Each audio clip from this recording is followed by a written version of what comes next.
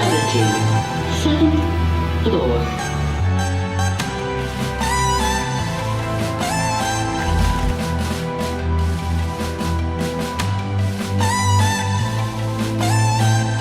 We'll see you around the timeline.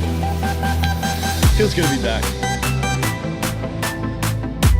I think that Rollup is one of the most premier media brands in crypto, and Andy and Robbie are great experts at everything they talk about, and it's my favorite podcast. Adding it to my library as we speak. Potentially multi-chain deployments. We are at DevConnect Day 1 here. I'm with Jansen from Space.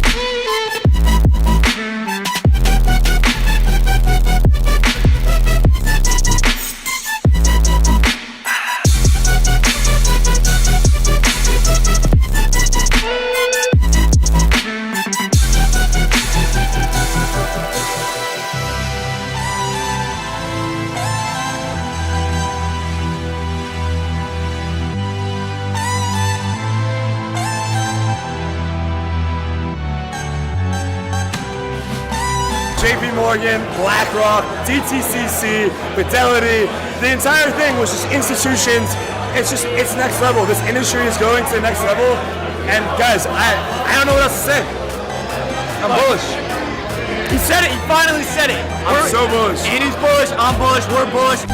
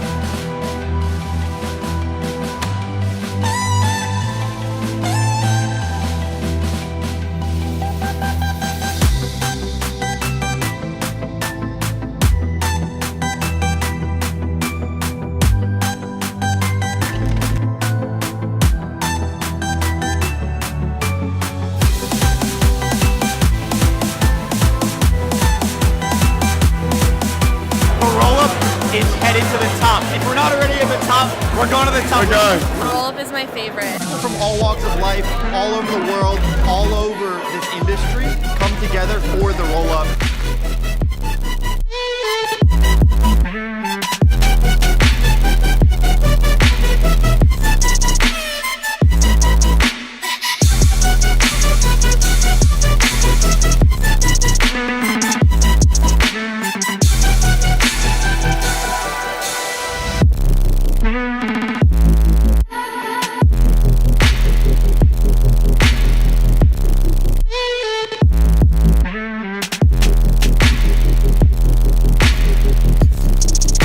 Zoom out. The institutions aren't coming. They're simply here. It's the golden age of crypto, guys. Get right. Let's go. Welcome to the nest. See you on the show. Tokenization Tower, ladies and gentlemen. Happy April 15th, Rob. Uranium's got me fired up, baby. It's the Nest. We're broadcasting live from New York City here. Rob's down in Miami, broadcasting live from the financial capital of the world. You're watching the Rollup. Today's April 15th, Rob. And I'm in a party zone over here. I mean, come on, baby. Come on. What's the reason for all this party? Tax day? You're fired up? Uranium bailed you I got my out? Now taxes you can done. pay Uncle Sam? Got my taxes done. I think that's something, well, you know, let's give some love for everybody who paid their taxes today, man. Those guys, shout out to those guys, man. Big upstanding citizens of the United States of America here. Let's get into what we're doing today on the show, guys. And by the We looks got of a big those show. glasses, it must be warm in New York City. Can we see those glasses again? Why are we sir. taking the glasses off? Let's leave Yes, those sir. things Let's on. give Let's some rock love to with these the glasses, glasses. man. There we go. Yes, sir. Yes, sir. man. It's a beautiful day out here in the city. I got my glasses on. I got my subway glasses on. You know what I mean? You stay in the shadows a little bit, ladies and gentlemen, here in the lovely big city of New York. Guys, shout out to Plume. Let's give them some love. Powering the tokenization tower, the Nest. Their RWA Vault product is absolutely cooking. They're building the future of on-chain asset management. We're building the future of finance here on today's show. Stocks are at all-time highs, man. What's going on out there? It's SPX over 7,000 day. And we are live from the tokenization tower. It's warm in New York City. It's warm in Miami. We got sunglasses on. We're going to be chatting with some of the best in the business across finance, tech, and tokenization. I'm psyched. It's Wednesday. It's hump day. It's tax day. We got a lot to cover. We've got an epic show. Let's get right into it. Alrighty, guys. We got markets and weather live from New York. CrunchDAO, AI Super Psycho, Swan CEO. We also have a fundraising announcement from Brix, a Turkish lira carry trade company building on Mega ETH. So that should be interesting as well. Very cool. Very cool. Let's keep things rolling. Markets and weather. Yeah, before we do, let me tell you about Frax, building the infrastructure for digital money. Open, stable, and borderless. For more information and start using the future of digital money, visit frax.finance today. Guys, it is warm. It is properly warm here in New York City. Shout out to everybody who's been waiting for spring. It's 82 degrees, 74 in this room. Rob, what's it like down there in Florida? It is about very similar as the room. You know, it gets kind of warm inside of the Nest. You know, there's a lot of friction. There's a lot of traction. There's a lot of product market fit. There's a lot of warmth. There's similar warmth down here in Miami. We're getting pretty excited for Consensus Miami. We're finalizing our plans. We are going to be in the warm weather, the entire crew. So come find us. We're gonna be all over town. Yeah, man. What's going on with the markets today? Looks green in the equity verse. Shout out to Relay powering our weather in the markets today. Bitcoin 73.9, Ethereum 23.37. Equities absolutely grinding higher, looking to put a daily close in all-time highs. Question is, what the hell is crypto doing?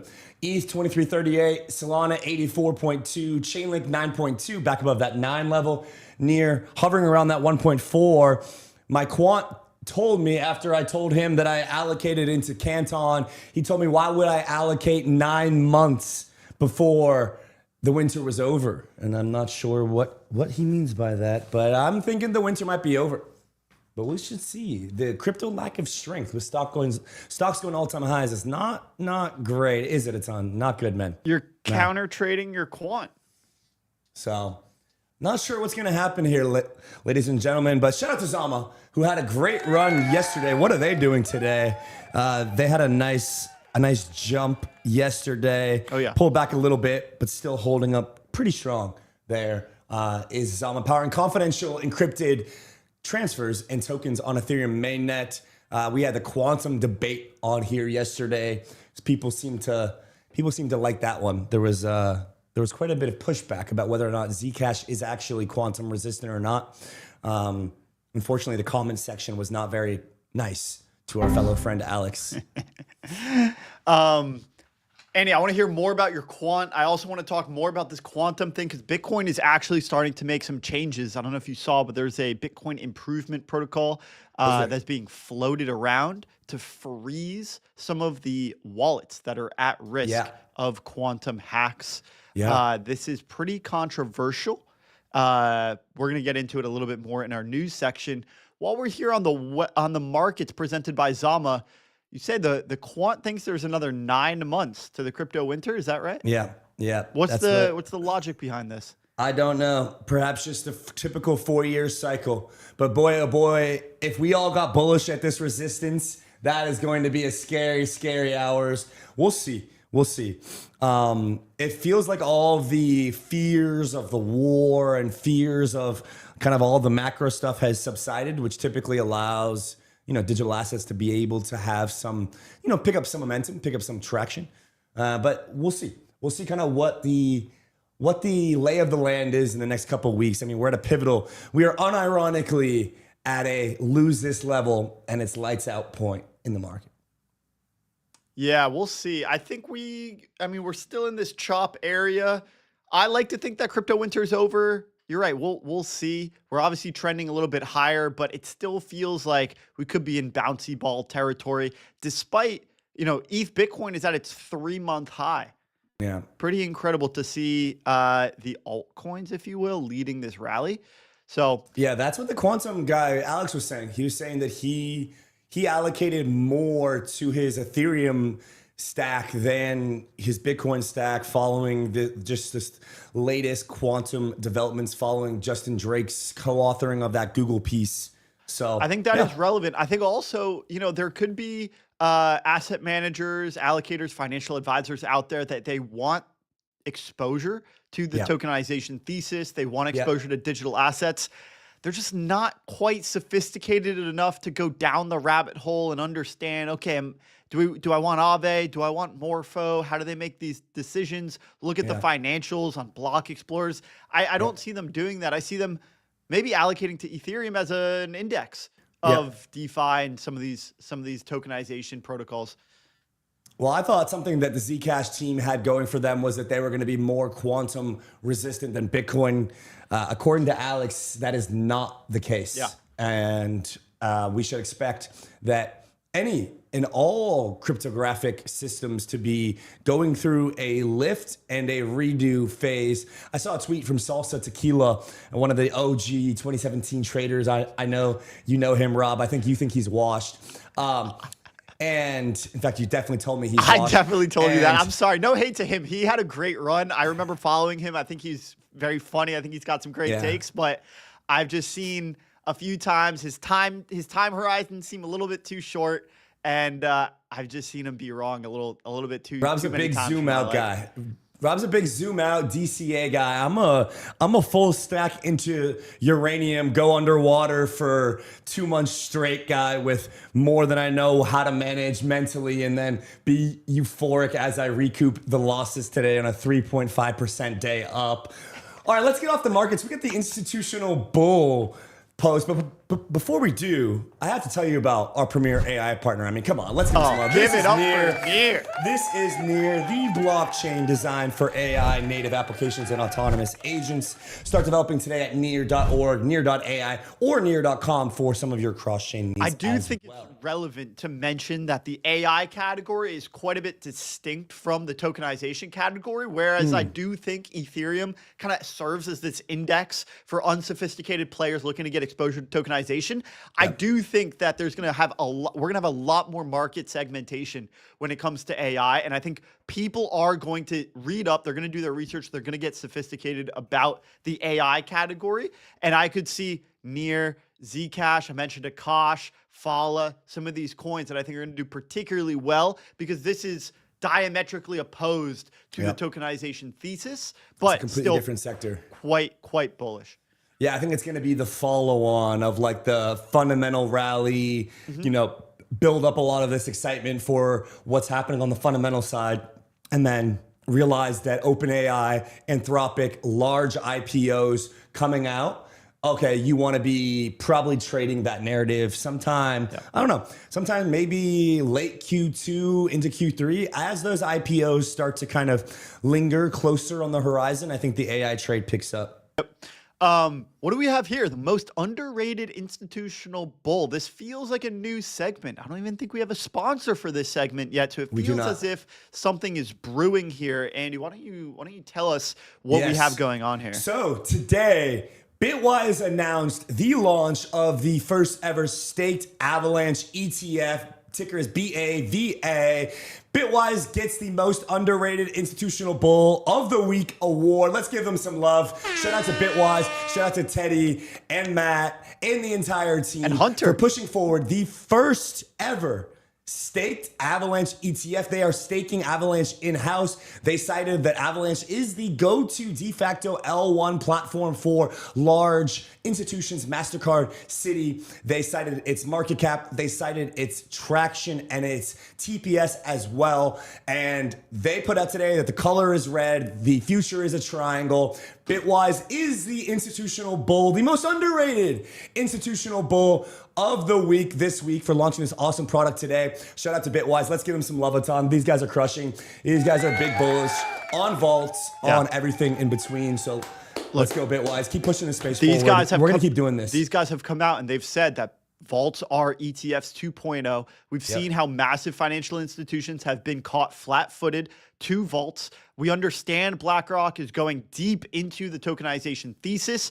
Larry Fink is preaching this from the hills. I think Bitwise was one of the first to realize vaults are the natural next step to the tokenization thesis. Obviously, once all of these assets are tokenized, we will be looking for strategies to deploy these on chain. We'll be looking for passive strategies, active strategies. All of this flows into vaults, and I think Bitwise is a leader in the vault category as they continue to develop this from the institutional perspective. That is our most underrated institutional bull of the week. Again, congratulations to Bitwise for winning the most underrated institutional bull of the week. Guys, let's move on into the news segments. We've got, finally, I think we found out what Nikita was teasing us about, which was Cashtags. Nothing burger. No? I was Nothing burger? I wanted a wallet. I wanted the ability to send tokens back and forth to people on Twitter. I wanted the ability to tip when I see a good post. I wanted the ability to financialize tweets, whatever you call them, Zeths, now that it's on X. I wanted an X stablecoin. I wanted an X token. Cashtags? Who cares? Cashtags. Yeah. I mean, have you tried it? I have. It brings up the chart. Yeah, so let's see what happens if you type in It's only on mobile at the moment. And so you click on the Cashtag, it brings up the chart, and it brings up some related tweets. I think it's a nothing burger. I think, they made this higher. Look, they're going deeper into this direction. It's cool to see that they're thinking about this. I'm excited about the possibilities that lie beyond Cashtags. But at the moment, I was left underwhelmed. Were you? I was, like I said, I was looking for the reinvention of the Libra project on Twitter. If anyone could pull it off, I was looking at Elon. I think we could turn X into a massive financial platform for payments, for tipping, for social media financialization, for prediction markets, for all kinds of things. And so we got Cashtags. Yeah. Well, the first step in our commitment to be the best destination. So what? X is collapsing content and kind of trading and speculation into one interface, which was a lot of the dream of many of these like social fi companies. And then I could see an easy future where they end up providing a wallet inside of the app, which I think I saw a tweet about this. And then also they have an X card now. So Elon just debuted this X card. So you can see where this is going. Like I don't think your vision is that far off. Like I don't think you're that far off. I think it's probably closer than what you may think in terms of, okay, this wallet embedded experience is part of what's coming. I think there's a video here as well. If we can just play it. See what Nikita's spun up here.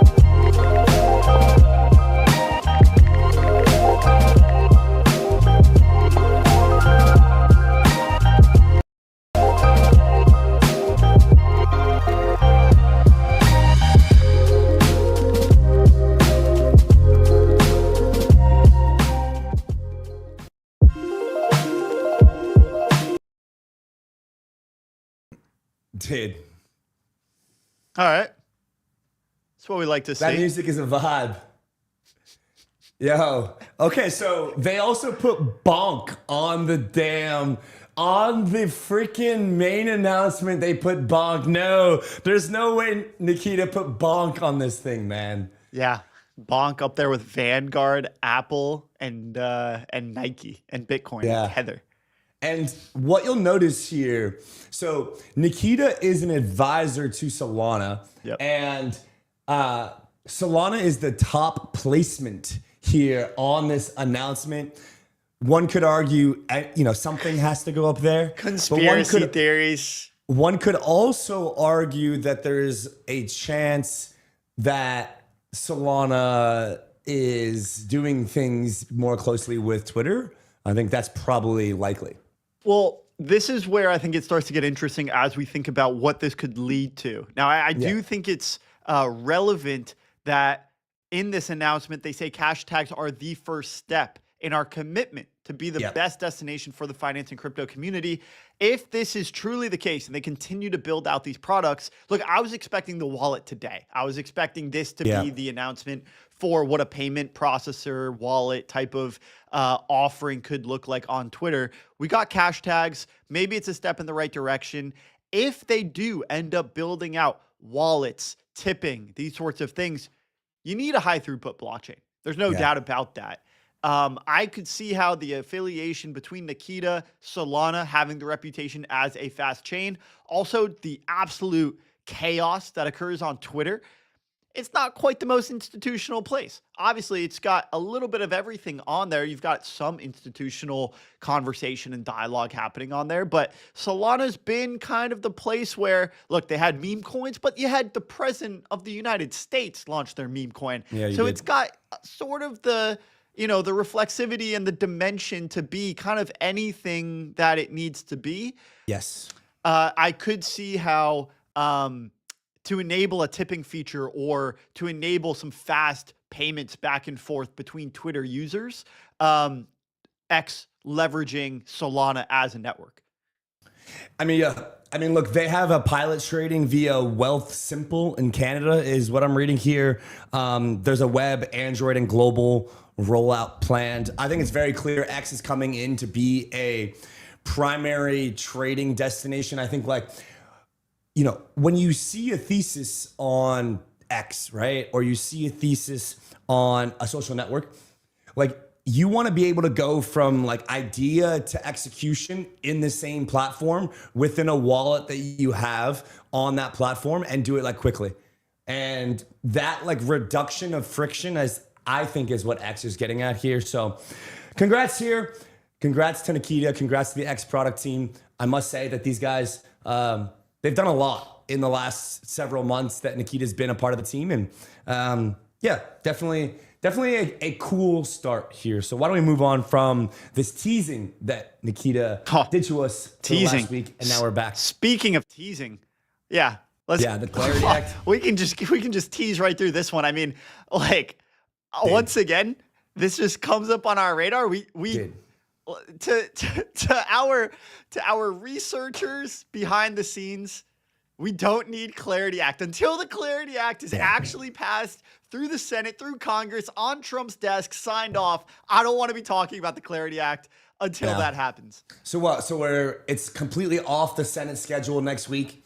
We heard from the SBC chair, Tim Scott, that it was going to be this week, and it's not.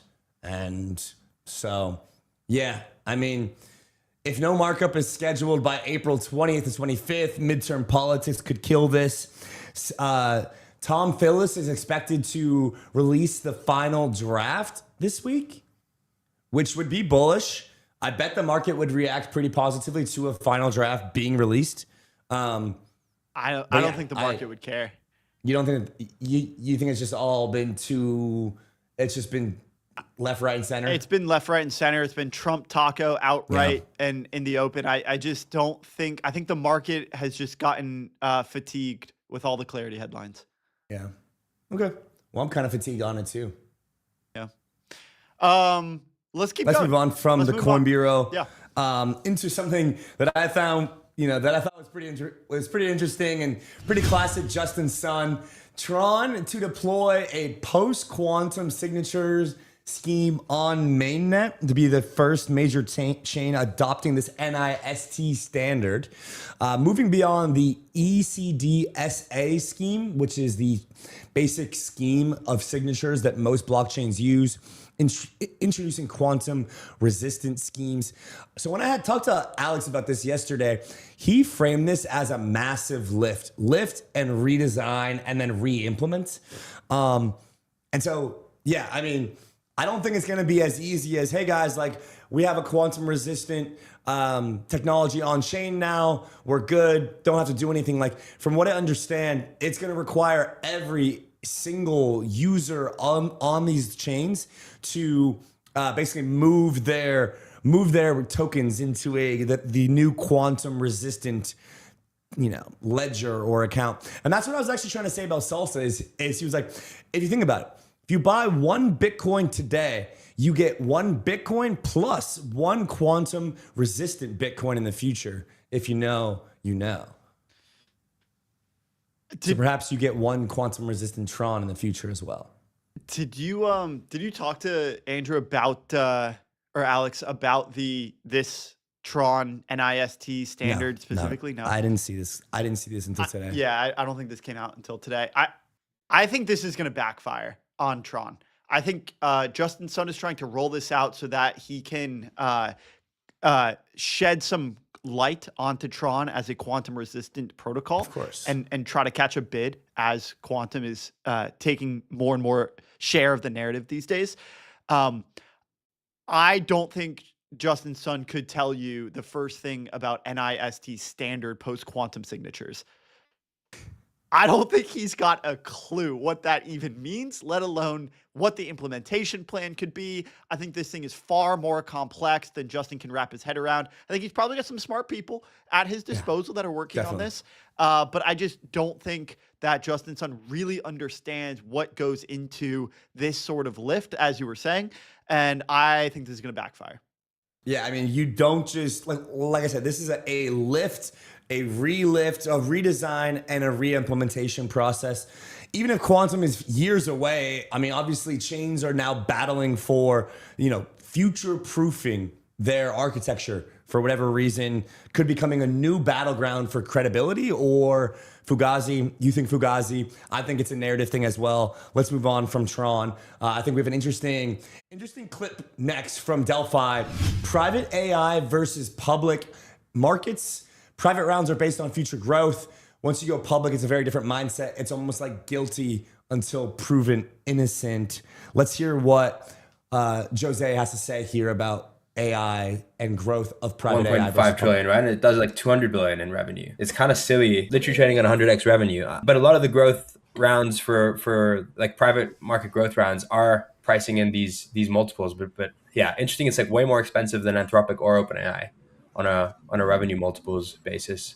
So yeah, I don't know. No, I agree. And I think public markets are in some ways, like sometimes the ultimate like arbiter of, like, it seems like public markets when it comes to AI is very focused on asking questions around like ROI and like show me the money today in a sense. Whereas a lot of these private rounds are based on, like, to your point, Zay, like future growth and like growing into these valuations, which again, if you looked at OpenAI 2 or 3 years ago, a lot of people would have said it never would have gotten to maybe even like 20 or 25 billion in ARR, right? So it's a little bit more of like subjectivity, I guess you'd say, or like you can't really plug into DCF, like your models are only as good as your assumptions. Whereas once you go public market investors and institutions, like it's a very different mindset. It's kind of almost like guilty until proven innocent right now.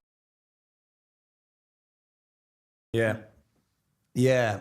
I mean, I agree. I mean, I think there is the absolute mega FOMO happening in the private rounds. I saw a Instagram story screenshot yesterday from a guy saying he has $150 million liquid cash, wanting to buy Anthropic with a single layer SPV, was asking for $700 to $720 billion valuation, and just put it out in the public. So like there is that type of demand happening in the private sector. The question does become then when Anthropic, when OpenAI goes public, right? Like what is that demand from the investor class going to look like? Is this just this thing's going to easily launch over $1 trillion valuation? I want to be in the hundreds of billions, and that's going to happen. And that's the kind of trade I'm trying to make. Or I don't know. Like I don't know if buying. There's a belief that these will continue to grow in terms of revenue. The CapEx will continue to be deployed. There's also S&P relaxed one of its rules in terms of how long a stock has to be public before it's included in the indice. And so there's so much passive capital allocation into some of these larger growth, the largest market caps, the Mag 7s, the S&Ps.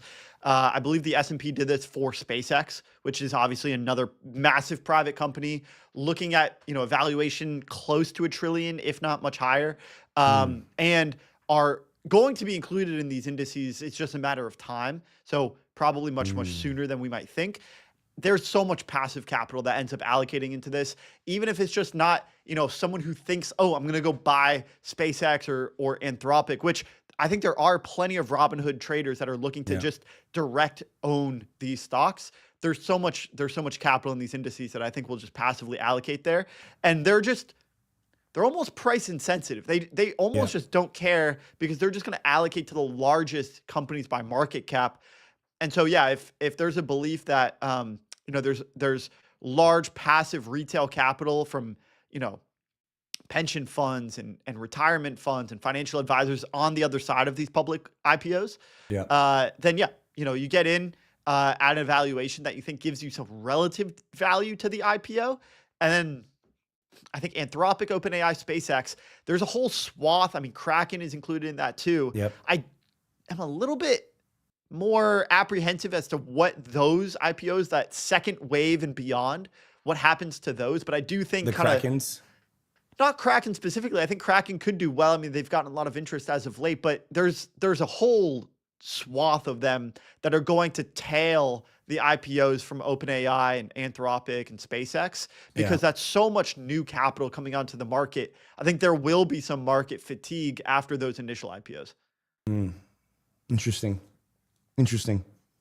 Yeah, I mean, AI is just not one market right now, right? Like it's split. It's the public side and the private side, and this is just this growing gap. Like the success of these IPOs is going to be very, very telling as to what the future is of all of the other AI companies that you're talking about, right? Like the success of these two companies in the public markets is going to dictate a lot of what the rest of the funding in SF looks like, the rest of those launches. Like it's going to be very, very, very telling. And again, like we said earlier in the show, I think this is probably going to end up leading to some sort of like AI narrative cycle that will come on chain or just at least in the crypto markets near Tau, Fall, Akash, any of the good subnets, these types of things. I think that's right, and I think there will be spillover because as more retail investors start to accumulate more of these AI tickers, that will start to spill over. People will be looking for beta on Anthropic because they see it's been, the whole low float, high FDV has now made its way into the equities markets. And so, that's going to be unleashed. People are going to be looking for alternatives. I also think it might be worthwhile to just explain, like, we had people reach out to us about Anthropic and XAI. Dude, I missed Anthropic at $380 billion valuation through some crazy random SPV, completely faded it. I was like, my 20K going into Anthropic at 380 billion is gonna do nothing. Like, why am I gonna do this? Let alone I gotta go through like one SPV that owns another one that owns some equity, and it's like this kind of syndicate round, and like I'm signing this agreement with this syndicate that's doing this SPV. So it's like 3 layers, $380 billion valuation, 20K check. I was like, dude, this is not. So then I feel like I messed up. I feel like I should have done it. The same thing happened with XAI. Or it was either XAI or Grok. I get the two confused. But I should have done it. ultimately, you know, they're looking for secondary liquidity because every time they raise one of these new rounds, they have to source, you know, the buyer, and employees get all of this exit liquidity. And so I think this is sort of a counterpoint to, you know, the passive capital allocation into these stocks once they do IPO. The fact is that, you know, the private markets have been accessible by people that previously like wouldn't have had access. I would not have gotten that deal. No, these companies through their SPVs that are looking to syndicate these rounds are going far and wide to source liquidity. And so people like that would have potentially been buyers on the public market may have already gotten exposure in the private markets. And so you're taking that liquidity into the private markets. There may be less buyers on the market once the thing does go public. So these are the two forces that I think people are dealing with. You know, is that passive capital allocation enough, or did so much of that get sucked into the private markets that there's not much there left? Yeah. All right, let's move on from Delphi. Shout out to those guys doing a great show as always. So this guy he runs Gemini's fund, basically. I think they're VC. And he's talking about Apple's smart glasses being eyes and ears for AI with a potential reveal this year. Definitely adoption by 2027. Cameras, mics powered by Siri, Apple Intelligence. So we got Mark Gurman here from Bloomberg. He's going to show us with his nice Kobe jersey in the back what he means here. These are the Meta Ray-Ban display glasses. So these have a little heads-up display in them. Apple's won't, like you said, display free. The idea is that this is the eyes and ears for AI in the cloud for Siri and Apple Intelligence. These will rely heavily on the new Siri coming in iOS 27 later this year. These will probably go on sale next year. These are the Meta Ray-Ban display glasses. So these have a little heads-up display in them. Okay. Apple's won't. So we're going to be living in a world where you are being surveilled by anybody at any time, and it's all going into the cloud. It's going into Elon's, Altman's, Ammo Days, and the CEO of Apple's, Tim Cook, hands. So people are the Meta Ray-Bans have really taken off in popularity. I see people actually wearing them with the little light on them. Yeah, and I remember the first time I saw them was in Istanbul. I think we were at dinner with the Mantra CEO, Kenny. No, Manta, Kenny. Manta, yes, Kenny. Manta, not Mantra. Yes, Kenny. I remember that. And I mean, it was almost incredible. It was like, wait, you could, and they did not stick out. And they looked fully normal. They looked fully normal. They looked like regular glasses, and he didn't have them on, I don't believe, because they were prescription, just wearing them. But they could have very well been on. These things are starting to just blend into society. People are wearing them on the street. They're doing like live action vlog type of content on the road. The most recent ones, I don't know if you've seen these. These guys are speed running Scientology with the Ray-Ban Metas on.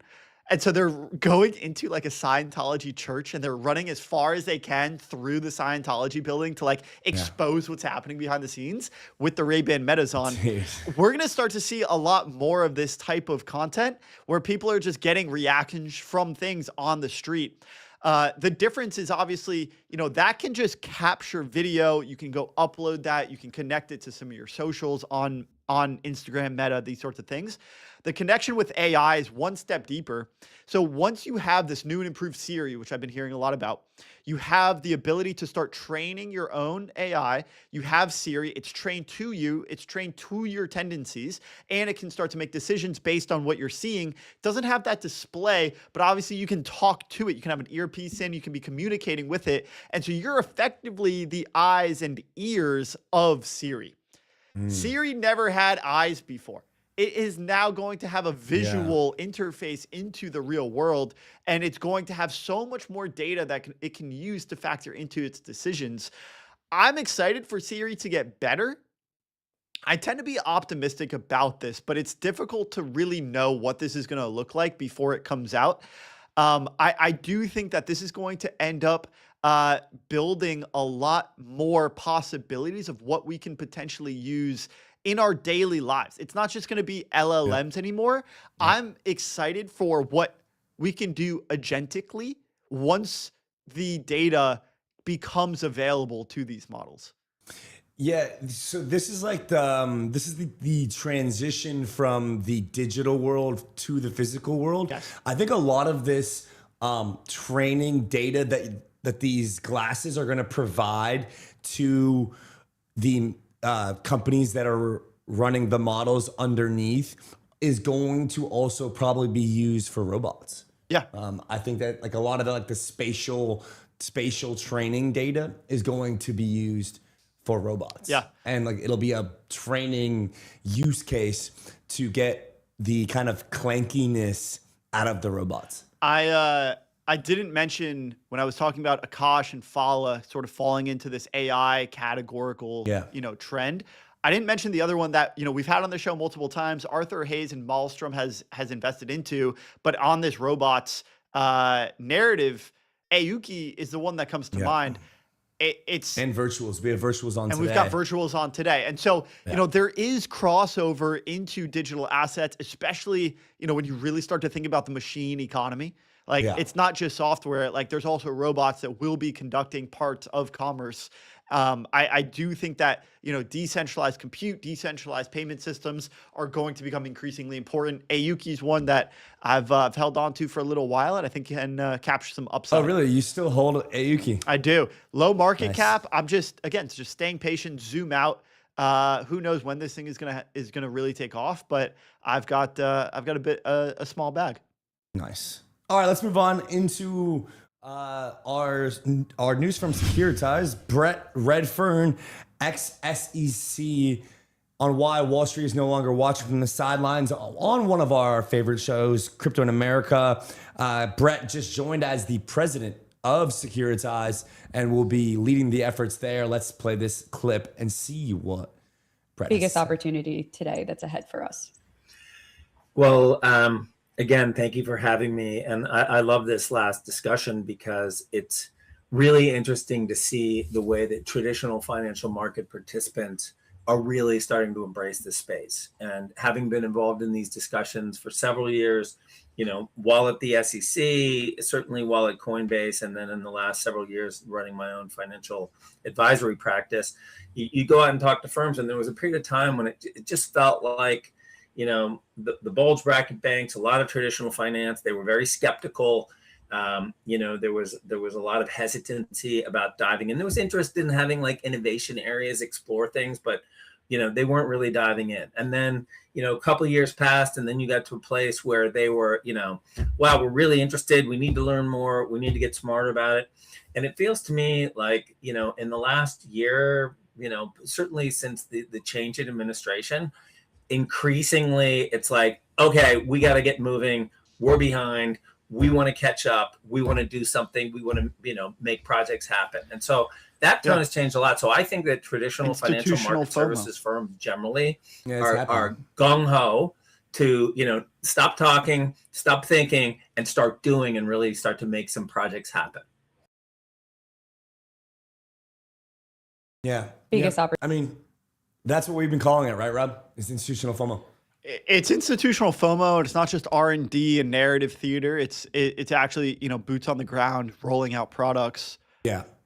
Yeah, look. And they're doing it fast. Yeah, I also think it's important to just recognize the brain drain, but like the brain draining into a positive, meaning that a lot of these, Brett Redfern, who's, been at the SEC, we had Caroline Pham was at the CFTC. These guys are moving into private companies that are now building the infrastructure that is going to underpin, this entire industry. So I think people with tons of industry expertise moving into positions that are now focused on tokenization, they speak the language, they know the vernacular, they know how to communicate with these people and ultimately navigate the bureaucracy, the blob. They know how to cut through the fat and actually get to a place where they can get things done.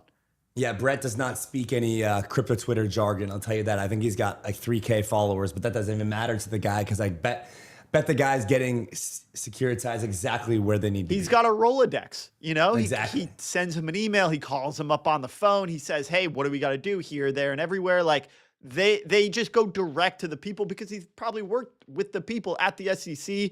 So we know Securitize has a close relationship, you know, with the SEC. Given that, you know, they're a digital transfer agent, they've been able to get some of these licenses. Yeah. So yeah, big shout out to those guys, obviously leading the tokenization wave. Amazing. All right, guys, let's keep moving here into the Bitcoin archive. Yes. So here, I think Andy's going to jump and corral our first guest in the tokenization tower. But this is something that is a developing story. Jameson Loop, and other Bitcoin developers proposed BIP 361 to freeze quantum vulnerable wallets. I mean, this is a huge, you know, philosophical debate here. It's a matter of, you know, will there be a existential risk to coins that are in the Bitcoin complex on the Bitcoin network? What are we going to do about them? Quantum is a looming threat. We know that this is coming right around the corner. It's just a matter of years, and it takes a long time to instantiate any changes into the Bitcoin protocol. So it's time right now to start thinking about this. And we know that it's going to be difficult. And so I understand BIP 361 as a way in which this is almost like an intermediate solution. It's not going to make all of the quantum vulnerable coins on the network secure, but what it's going to do is it's going to freeze the coins before quantum computers can steal them. There's still a lot to develop here. You know, once they're frozen, can they be unfrozen? We're not sure. Obviously, this would protect against bad actors that are looking to steal other people's coins. For so long, Bitcoin has been immutable. We haven't seen any major changes. This would be a major, major impact. I wouldn't be surprised if Bitcoin, if we see people move out of Bitcoin while they have the opportunity to do so, go into something more quantum secure, maybe ETH, maybe Zcash, but you know, obviously over the last day or so, we've heard Zcash might not be as quantum secure as we previously thought. But transition into something that could be more secure, let Bitcoin make this transition, and then go back into Bitcoin once it has proven that it is safe on the other side of Q-Day. I could see that being a transitionary story here. But it remains to be seen. We're honestly still just watching this play out in real time. The reality is that there's $74 billion of quantum vulnerable wallets, and we need to do something about them. If we aren't going to get full quantum resistance, then we need to do something to protect against these coins falling into the hands of bad actors. I do think that this is a step in the right direction. Man, who knows? If Satoshi's ever going to move his coins, it feels like now would be the time. We'll see. Guys, we're going to be right back. Just a very, very short standby break while we get set up in the tokenization tower with our first guest. We're going to be bringing you guys tons more content here. Coming up, it's Gene, founder of CrunchDAO. We're going to be chatting about AI. Guys, don't go anywhere. We'll be right back.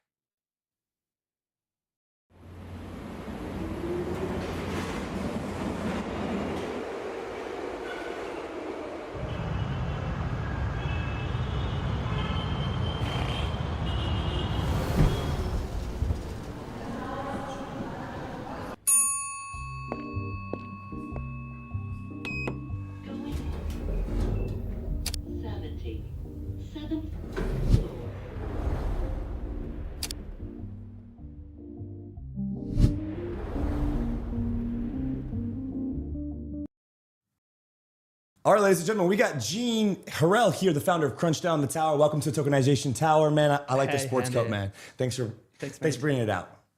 Thank you. Happy to be here, man. Very nice office, by the way. Nice view. Thank you, man. Thank you. We're here to talk about AI and the decentralized AI vision you guys are building at CrunchDAO. You guys have 11,000 quants, PhDs, building out this intelligence layer. Gene, how did you get started with CrunchDAO? How did you find yourself here? I know that you have an extensive history as well. You guys are building this on on Solana. You have backing from Galaxy and some other large VCs. How did CrunchDAO come about? Yeah, that's a good question, man. It actually come to me as I was trying to build a model for a long-short hedge fund back then. And I kind of faced my own limitation back then, you know. It's very hard. You face a lot of noise.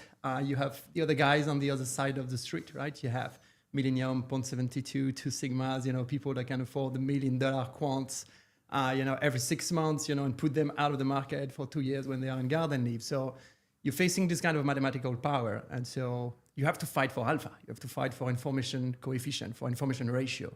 And that's extremely hard. And so I had a background in AI. So I was, you know, AI native. I was using AirTake 3080, 3090s back then, like already like 5 to 10 years ago. And when I was, you know, kind of struggling in building these models because there were no signal, everything was already utilized basically by the market. Price were hyper efficient, right? And that's really what we see. And so I ended up, you know, kind of putting a bit of money aside, trying to like, you know, pay people on the internet to come and try to help me, you know, and it actually works pretty well. I got inspired by a very interesting fund. I think the really first crypto project, crypto AI project to me was Numerai back then. So Numerai is a hedge fund controlled by thousands of quants all over the planet. And I was struggling on my own phone. And so I decided to kind of do the same thing. And it just took off from there. And I realized that I better focus on the protocol than focusing on the model because I was gaining much more interesting models and whatever I was able to actually produce. And that's how the Crunch story started. Yeah. I mean, one of the things that I'm currently super excited about is this idea that today's expensive models, the Claude Opus 4.6, the ChatGPT Codex 5.3s, are the future's cheap models, right? Such that the intelligence acceleration is just extremely quick. Because, you know, in the past, we've used like Haiku and Sonnet and these types of older Claude models, for example. And they required a little, you know, quite a bit of back and forth to really get to the crux of what you wanted. Now with Opus, for example, you get a lot more of that instant response that you were really kind of after. Like that's what you wanted. That was the response that you wanted. The level of intelligence is really getting there. How do you think about this kind of transition as the models keep getting better? I've seen different projections. You guys are obviously kind of working on this collective layer of intelligence. From your perspective, what is this model improvement timeline look like realistically? How quickly are we going to see more and more development such that the current iterations of AI models being replaced by far smarter ones in the near future? What's that timeline? I mean, that's a good question. It's moving extremely fast. It's completely crazy. But at the same time, when you talk to industries and real world application, you just realize that these models are very generic, right? They're not connected to the knowledge or the specific knowledge of a specific business, right? So you hear a lot of people actually doing the fine tuning of this model on the knowledge base of that companies and etc. But this level of intelligence, whatever it is, whatever the model is the new benchmark. So when you work against in competitive framework other entities that try to be as intelligent as you to extract information, whether from the market or in biomedical spaces, this is the minimum level of intelligence. It's not sufficient in order to really perform on this market, because in finance, for example, the price are the perfect reflect of all the available information, right? So it's huge. It's very, very efficient systems. Yeah. And if you want to be more intelligent, you have to do either an orthogonal use of this particular tool or add something on top. And this is what Crunch is bringing. And this is what I think the human will always bring on top of models. Right? You have these models extremely powerful, for sure, but the combination of the human and these models will always overperform. And so that's really what Crunch is about, right? We try to secure and decentralized access to these humans that are capable of making this model better. So it's a very interesting question, because how do we make this model better? There is more compute, obviously, more data, or new architectures. And that's more or less what Crunch is working on when we work with a hedge fund or something, not necessarily on LLMs. Sometimes it's in classifier, ranker, computer visions, DNA algorithm, everything that is, moving our day-to-day life, but we don't even realize anymore. And so this is where the architectural change and the innovation on the model side had a lot of value. That's why you see people being recruited in big tech company for $100 million a year, right? Is that my point is whoever can create intelligence above that benchmark, whatever it is much more valuable, than in the past. Yeah. And so that's also why we see people having, billion-dollar companies with a single employees and etc. Can you create intelligence above that benchmark? Because the benchmark is already used by these institutions, right? They have hundreds of researchers. They're basically using NLP and LLM for more than 10 years. You have at Renaissance and these kind of funds they use this technology for like 10, 20 years. In the 90s, they already had this kind of model. So they are far, far ahead. That's just the benchmark. So us as a retail now, we can access these technologies and we okay, that's amazing. I feel extremely smart on the market, etc. But you need to bring something unique in the usage of it.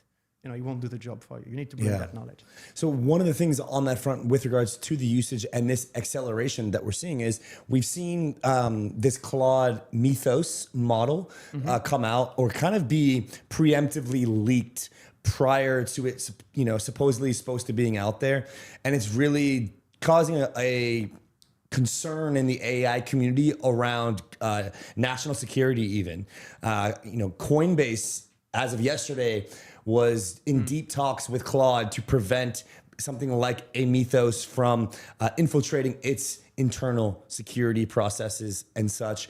I'm curious, what is your take on this Claude Mythos situation? Is this something that, if let out into the wild, there are very, very consequential circumstances that could come of it that are, catastrophic? Is it overblown? What is your honest, blunt take on Claude and this Mythos kind of super intelligence that we've been hearing about? Yeah, I think it's a bit overblown. It's just that.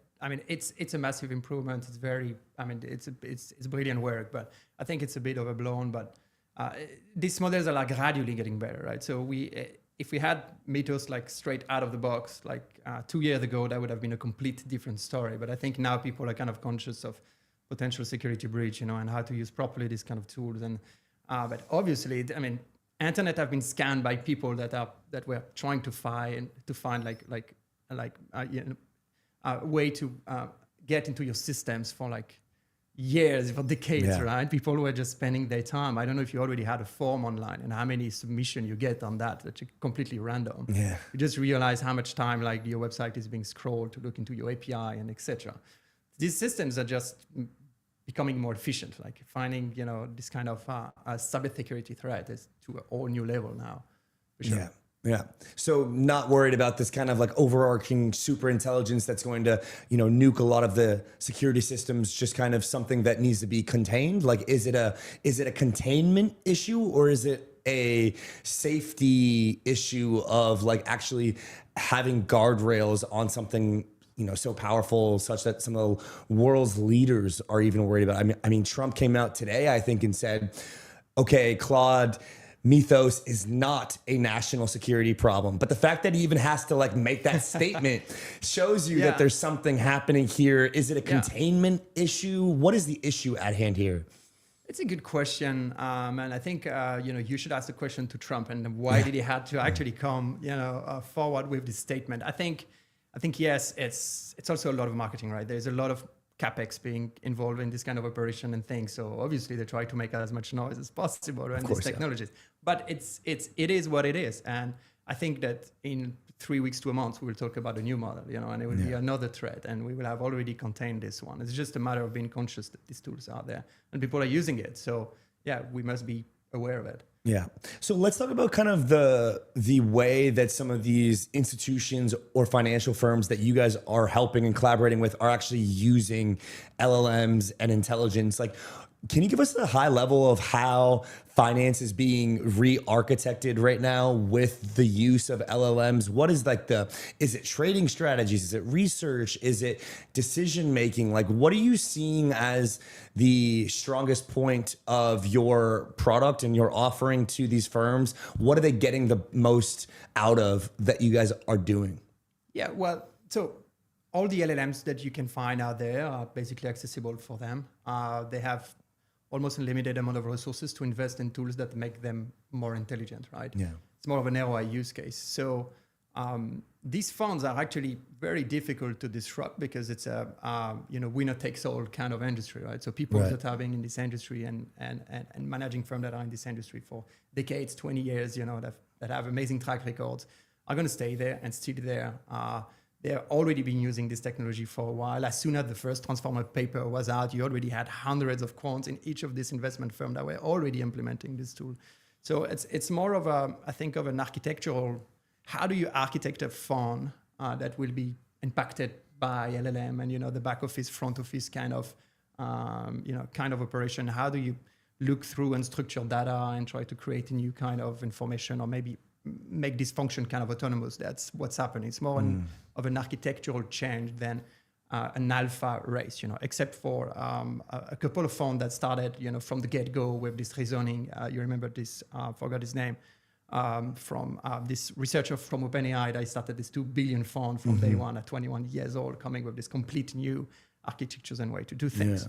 But I think, this business is about talent. It's always been about talent. It's about, asset managers and quants are people that can look at a problem, solve it in a different way, in a novel way, and find information that other people cannot find within the market, and use that information to make money on a public market. And so that's a very difficult endeavor, and it's actually a lot about talent. So we said, what are the LLM bringing? I think they're bringing the kind of common ground, right? This is the benchmark. That's why we call it a benchmark. Everybody has this level of intelligence. So this level of intelligence is basically almost worthless. It's worth zero because you can access it with, just the cost of the GPUs, but period.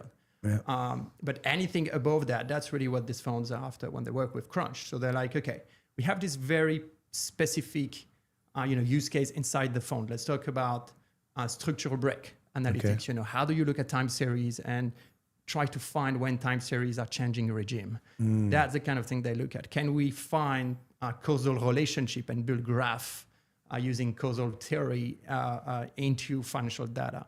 Can we, rank assets in a relative manner in a better way? And all this is like very statistic, very deep stats. And when you talk to these guys, actually, I was pretty surprised because you have discussion with them and they're like, we don't use LLM that much. Maybe for the database in the back. And you're they're much more into deeper stats that are above this benchmark. So it says, there's the basic benchmark of like any LLM can do this work. And then there's this like step above of intelligence required to basically get alpha in a given market or in a... Exactly. Yeah, okay. Or what kind of use you can do of these LLMs in order to find alpha. Right. But like I told you, like these techs are already in use. So we're just amazed as a retail to be able to write, complex mathematical function without even understanding what we're doing, or being able to like look at social sentiments with a simple prompt, but all the things are existing things in 2000. It's just much easier to implement. So for anyone that has very good idea, you get a chance to make an orthogonal. When I say orthogonal, it means original usage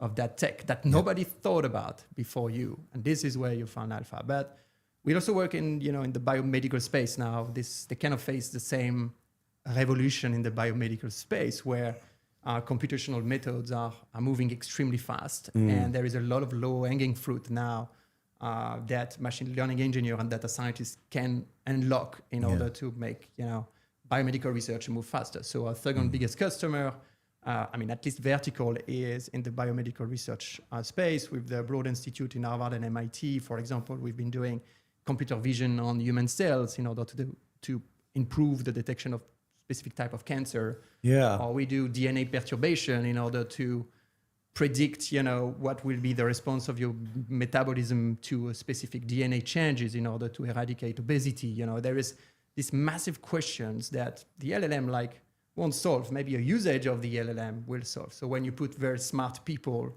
data scientists, mathematicians, ML engineers, and you put a big prize, a big bounty, because this is how we work on the platform, then you attract these very smart people the same way you attract the cybersecurity engineer and the hackers.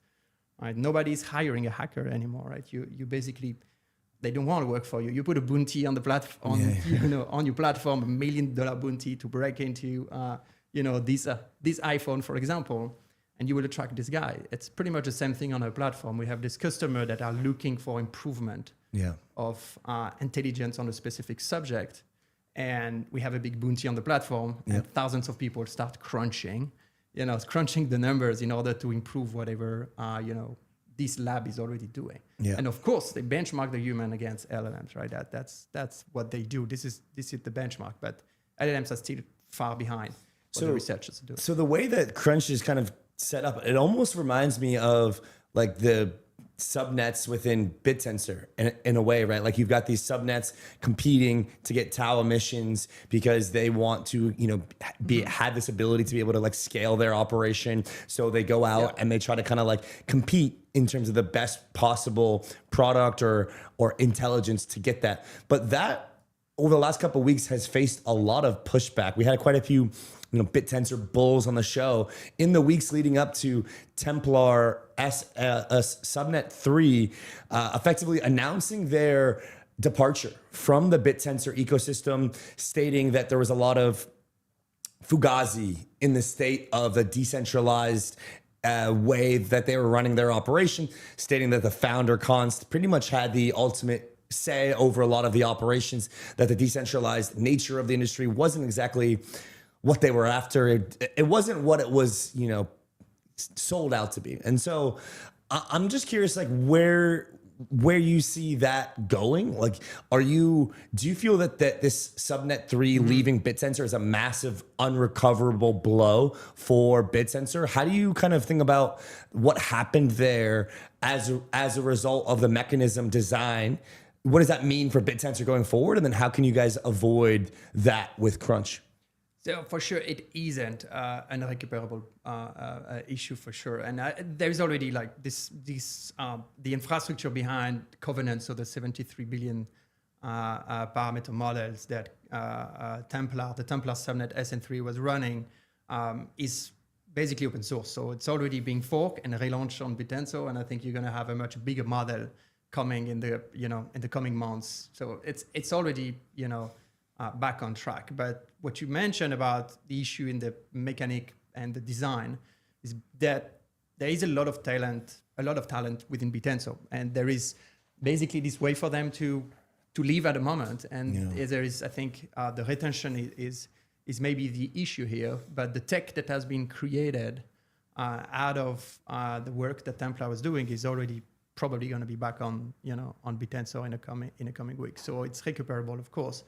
Regarding the decentralization, it's kind of a path toward decentralization in this case. There is protocols that go out in a very cyberpunk kind of way, like Bitcoin just go out. There is no founder.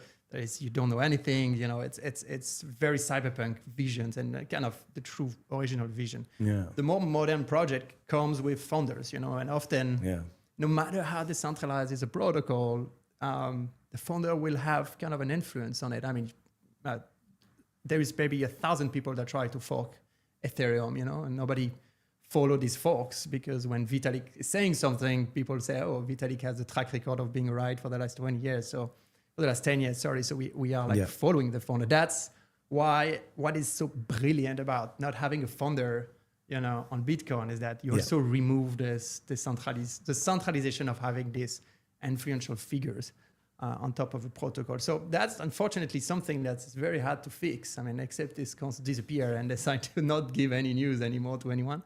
That will always exist, I think, because he is the founder.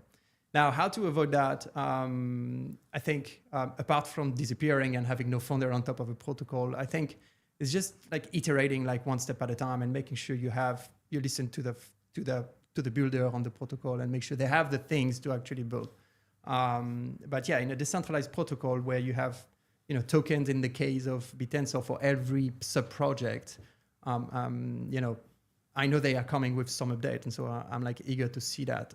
In the case of Crunch, we don't have this sub world, it's more like we have a customer came in, customer want to solve a problem, he post a bounty, this bounty is being distributed to the people that fix it. Yeah. And so it's much, much simpler. Let's say we don't have this like second layer that are the subnet. So it's much easier. And also we also coordinate talent only. Like we don't do Right. compute, we don't do Right. data, etc. Crunch is really focused on the human part and try to secure and decentralize an access to these minds that Yeah. are extremely hard to hire and that can bring that level of intelligence above benchmark. Yeah. This is what Crunch is about. It's and this is why Yeah. we also end up mining on Bitensor. You know, we have centralized customers that are institutions, sovereign wealth funds, etc. But we have decentralized customers that are subnet, right? Yeah. Where we can plug, you know, the intelligence of the cruncher, the collective intelligence of the cruncher, and try to improve what the subnet is doing, which we get, you know, paid in subnet token for doing so. Yeah. So, Yeah. in a way, for the Bitensor side of our activity, we kind of the first Bitensor mining pool, right? You know there is mining pool for Bitcoin. I don't know if you mine in the past, but you have two ways to mine. Either you build your own machine and you are mining Bitcoin alone, so you only get paid when you manage to solve the hash, or you contribute your compute to a mining pool. And so as soon as someone is finding one of the solutions and gets a reward, you share the reward. And that's what we do on Bitensor with Crunch. We are 11,000 people coming in. Yep. As soon as we find a solution, we share together that reward. Yeah. And so we're creating the first Bitensor mining pool, let's say, which represents a big part of the emission of the protocol. Yeah. You know, one of the things that you said about Templar's departure was that because the code was open source, you are able just to kind of fork it, relaunch it onto a different subnet. You know, and then kind of explained how you guys avoid this compute management issue with just by focusing on the human side. But is that forkability an advantage of decentralized AI over centralized AI? Like over the next 2 to 3 years, like give us some tangible reasons or examples as to where decentralized AI will outperform and outpace and out execute centralized AI. Like what are some actual use cases here that you see decentralized AI iterations outperforming closed sourced AI? I think it's all an incentive game. Right? Okay. If you have the proper incentive set up in order to, you know, make the, you know, open source software move forward, it will move forward. Everything is an incentive game, right? Yeah. They're all, you know, the planet Earth is an incentive game. It's a coordination game, right? Capitalism is an incentive game, right? You create value for someone, then you get, you know, value and units that you can use, you know, and buy value for someone else, you know. Yeah. So if you create the right incentive, then you have a chance to push open source forward. I don't think that the incentive of, you know, making sure that no centralized party will control AI will be enough to motivate all these researchers to do the job. So having this kind of initiative like Bitensor that kind of, you know, have a monetary incentive for engineers to spend time on Bitensor instead of working in a big lab is unique. And I think it's one of the only way I see forward in this space for open source AI to kind of surpass the other lab that have huge capex, right? And I mean, I'm meeting a lot of teams that are like, you know, the difference between what they do and Perplexity or OpenAI are like GPUs. And they tell you, like, frankly, they're like, if we had more compute power and more budget, we'll get there.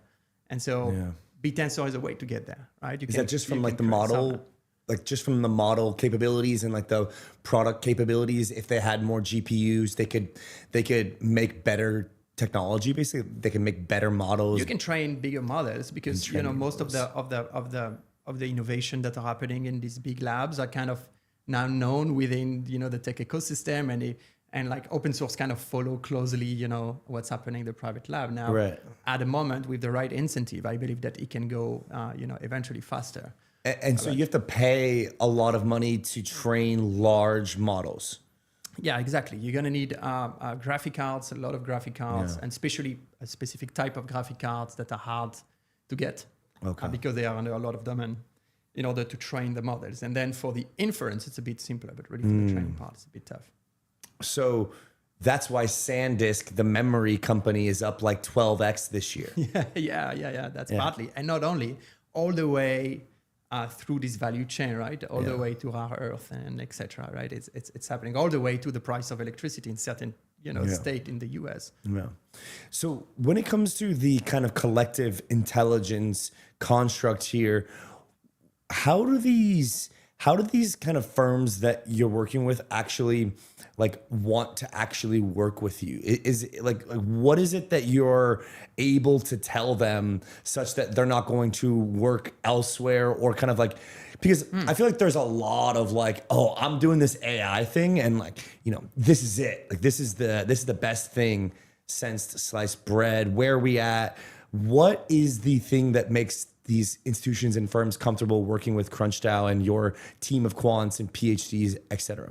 Yeah, I mean, we had to prove our way. I bet. It took 4 or 5 years now, but we've been working with Nobel laureate 2 years ago with Guido in bands. We have more collaboration with new Nobel laureate happening.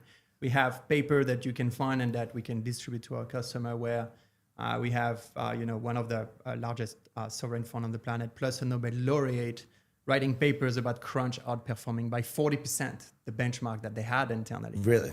So that's the kind of improvement we can make on a lab. It's double-digit space. So it's massive for these companies that are living at the edge of information, right? And let's say I can make this model, 20% more accurate. You can imagine some high-stake use case, what it means, right? If we talk about, saving life, or if we talk about managing $1 trillion, that's this 20% improvement on accuracy is massive. And so I think it's really what we've been doing in the past that, make our customer easy with it. At the beginning, it wasn't easy. We really ended up, the first contract of Crunch really came up out of the community. So we had some people that were crunching and just say, look, I'm working in this big lab. We have a lot of researcher and we kind of plateauing on this model. Why don't you come and speak with management and see, if they could be interested in this new method to improve models. And we've been working with this company for like 4 years now. For example, we improve what they were working on every year for the past 4 years. Wow. It's zero mistake for the past 4 years. Yeah. And we started in finance, and now we also see the same effect in biomedical as well. So we also improved by 20%, the ability of predicting what gene are going to express in some cells just by looking at it with computer vision algorithm. It's very deep down the value chain, but this use case have a lot of value. And so what Crunch is providing is this alternative to a centralized team, right? You can hire people, but can you hire the best people? Who can you hire? You can hire people, in your city, in the right age bracket, in the right salary bracket, that like your company, I want to work for you, It's a very subset of, of the old, world intelligence. With Crunch, it's much more liquid. Anyone can participate. So we have people from all the hedge funds, in New York that come in the weekend and actually compete on Crunch, which is amazing. We would not be able to hire these people, and they end up competing in a completely open way, on. And Crunch. do they get paid in the Crunch token? No, you get paid in USDC. So it's a very down to earth a business.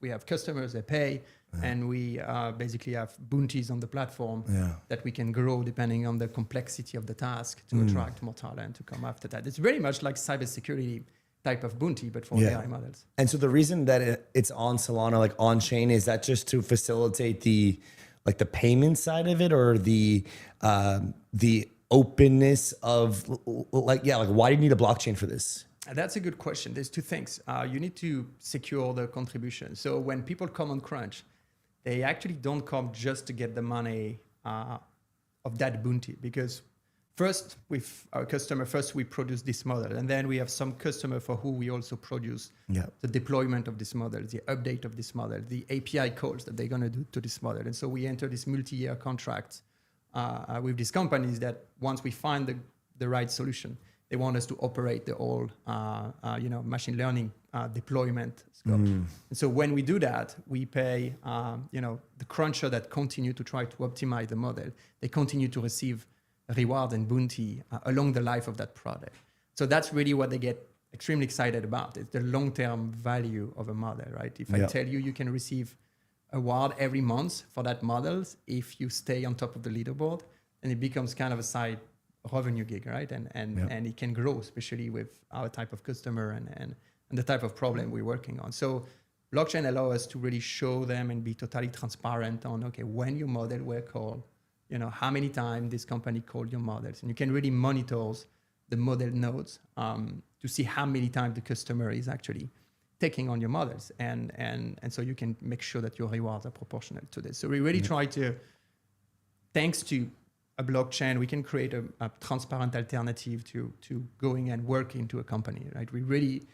I would love to, Crunch to become this liquid alternative, to providing intelligence to a company. There is only one option now, which is getting hired. Right? You can get hired. Yeah. That's how a company acquire intelligence. I'm hiring you. You work for me now. You can only work for me, and that's done. That's profoundly inefficient, right? Why would you work for one company? Why would you work for 2 years in the same place? Why would you even go to the office? Yeah. Why would you even meet the management team?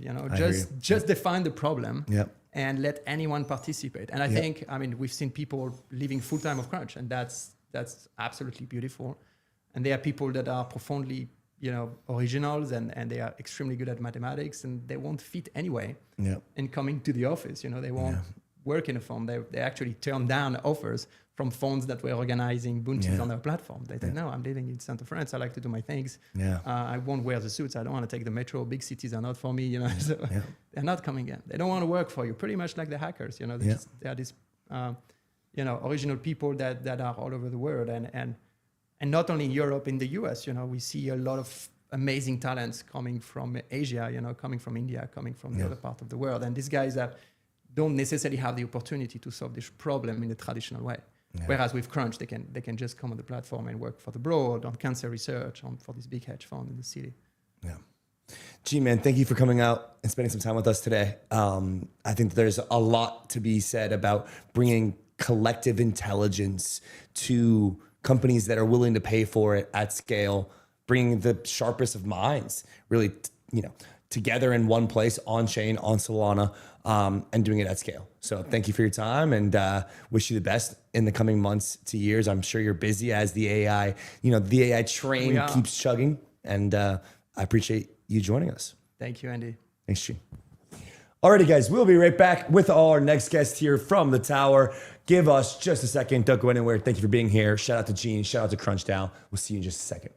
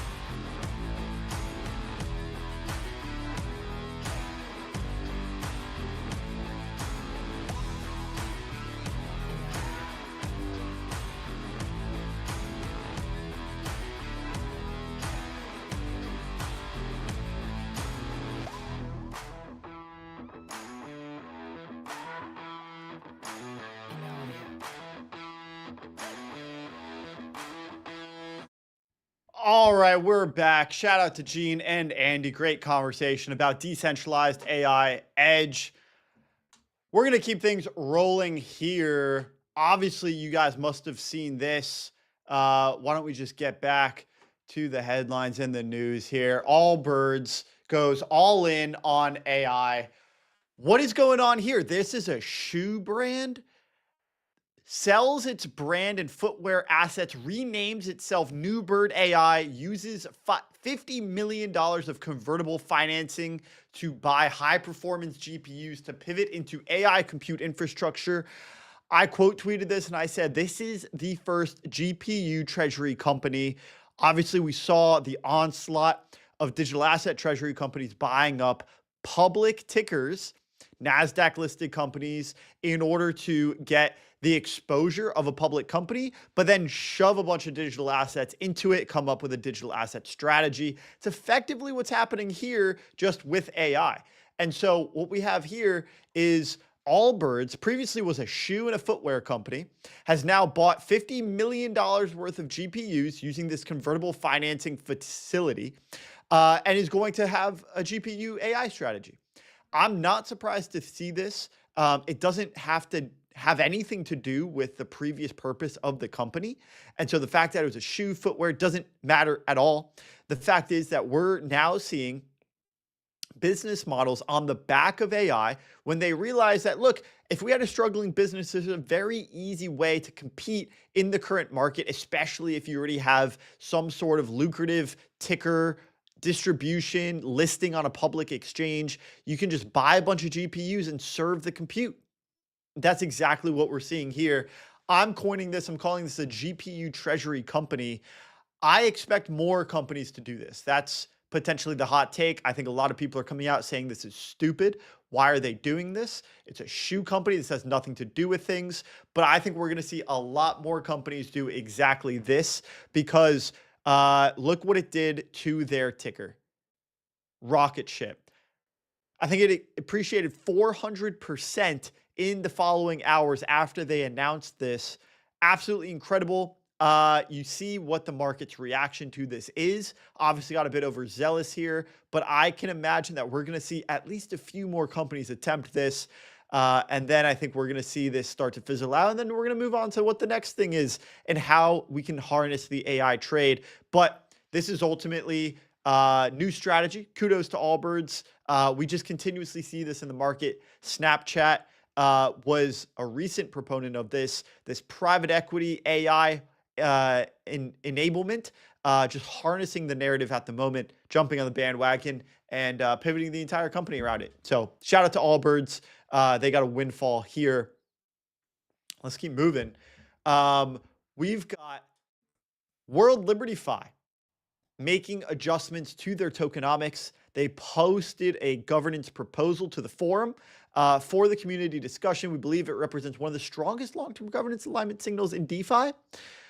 Let's see about that. I believe what they did here was that they announced that the previous indefinite locking, if you had purchased World Liberty Finance coins, which at the time looked like it was a decent opportunity. It was a high market cap. They, were working with Aave, created this friendly fork, ultimately a front end, and you already have these battle-tested smart contracts if they're coming from Aave.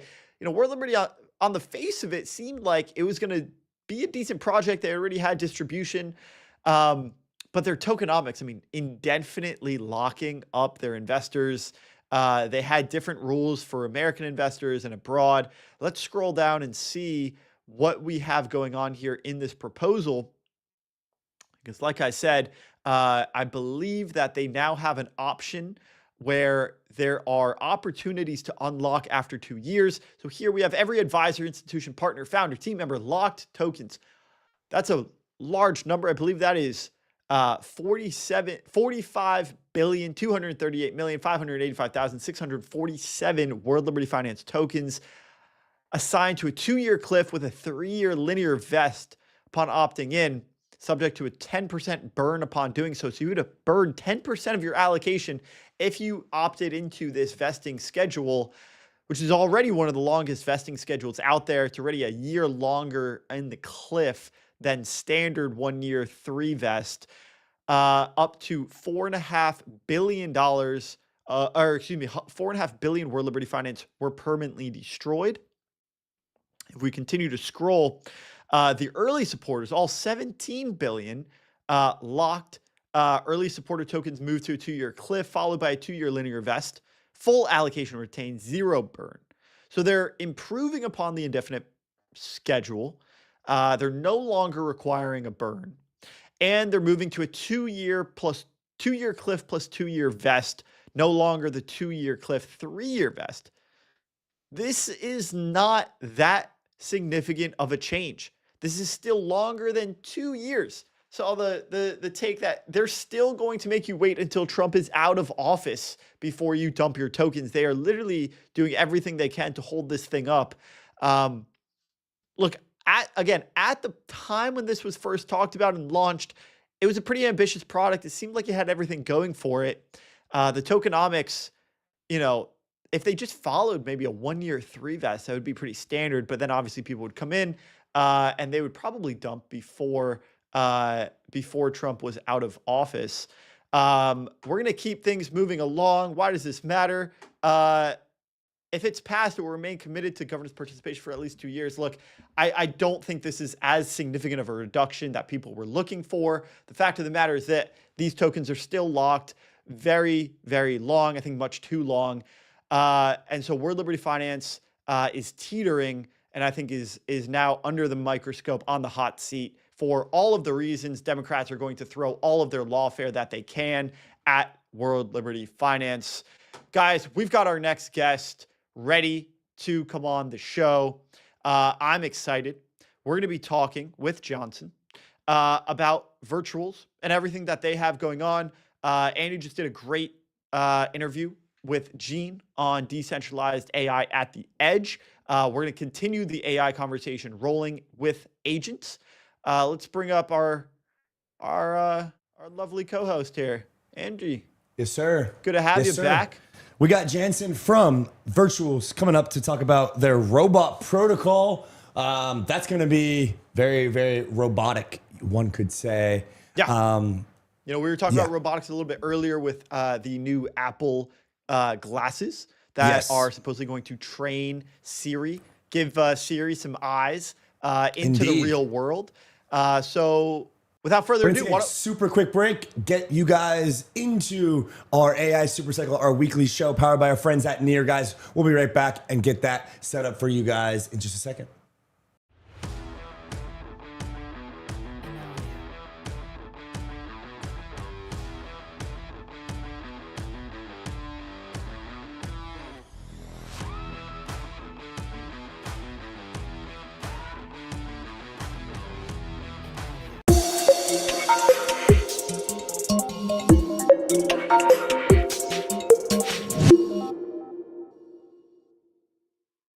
Welcome back to AI Supercycle, our premier AI show, airing every single week, presented by Near. We cover the ins and outs of decentralized AI, privacy, and the future of this massive technology.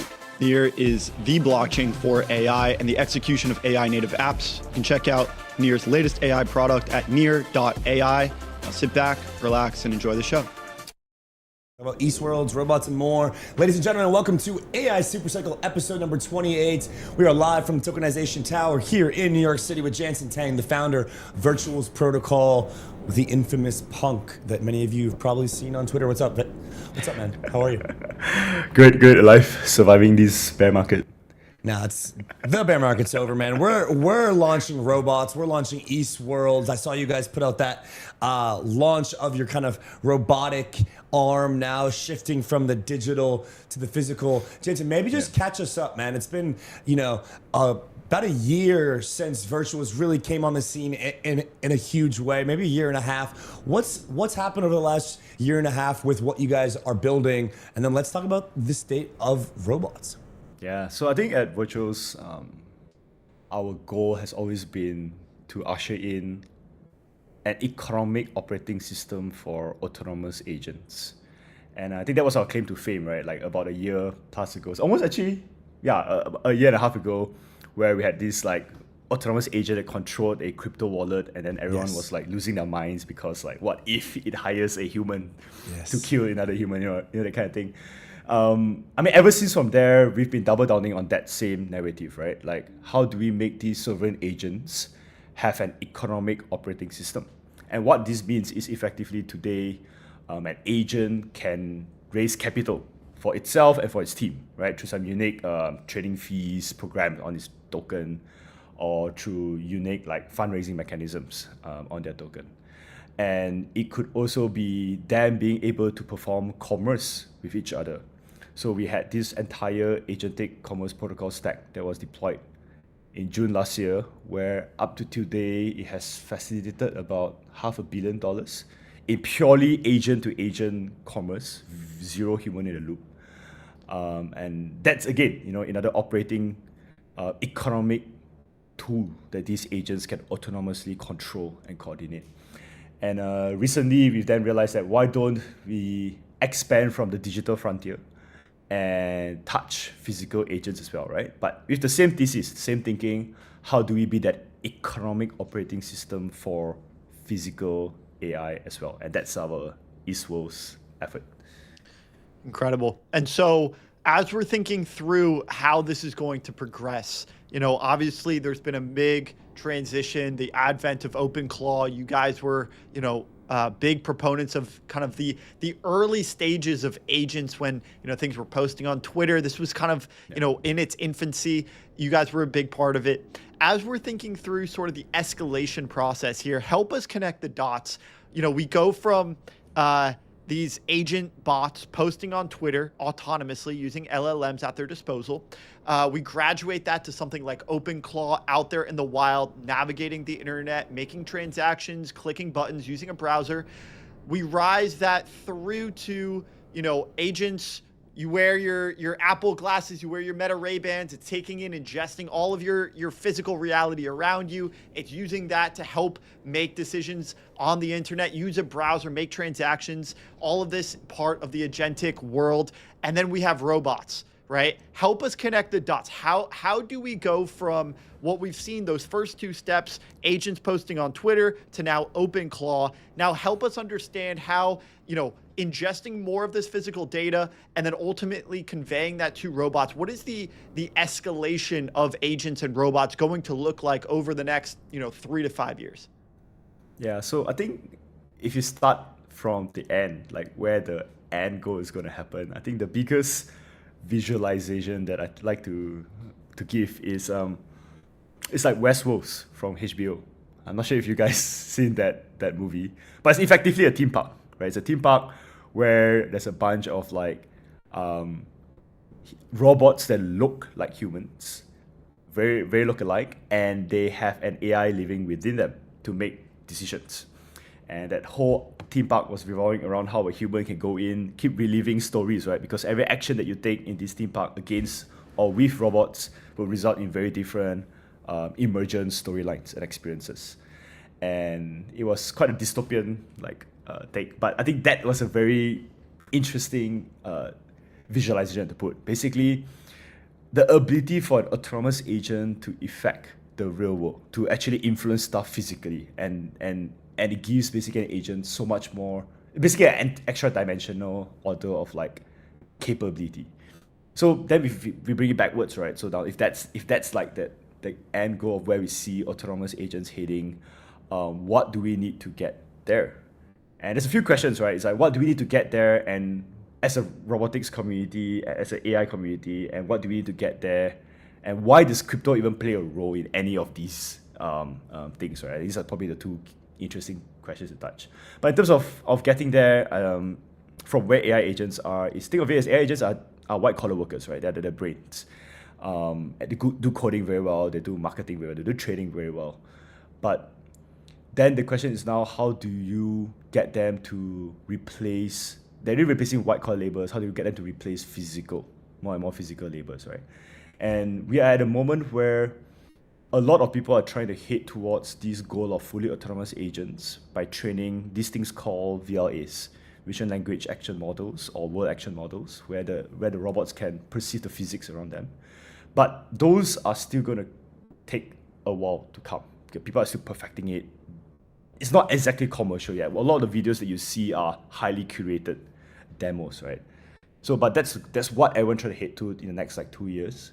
But in the meantime, what's happening behind the scenes is a fuck ton of data collection. And that is basically everyone out there collecting data from in two very core different ways. One is they call it egocentric, which is effectively taking a iPhone or any kind of camera, put it on a head mount, put it on a chest mount, and they record your hands, they record stuff around you, they record the physics in the environment and how you are interacting with the world, and that data gets translated into a training data for these robots. And on the other side, there's something called teleoperations, which is effectively a human controlling a fully humanoid or a robot, and they control using a Meta Ray-Ban glasses, and to do any kind of task in any kind of industries, right? And that data is then used as well as more valuable data for training. So these two data collection environments is what's happening today, and we see a lot of teams that are also launching teleoperation capabilities into commercial use cases, into hotels, into grocery malls, to collect data in a more open-ended or chaotic world. So those are more and more valuable. So this is what you see, right? So like AIs today, LLMs are great, collect a fuck ton of data to translate that into motion to control the robots, and then we are working towards from teleoperations today to VLAs and WAMs for more full autonomy. Yeah. And so you guys launched this East Worlds product with 30 G1 humanoids and also some commercial pilots. I'm curious kind of like what your results have been from teleops revenue, task completion. Like what is like this training part of these humanoids? Like what are you guys doing to actually like get them to complete tasks? What does that look like from the actual AI and LLM perspective, and then taking that into the physical? Talk us through some of the results so far and some of your key learnings about going from the digital to the physical. Yeah.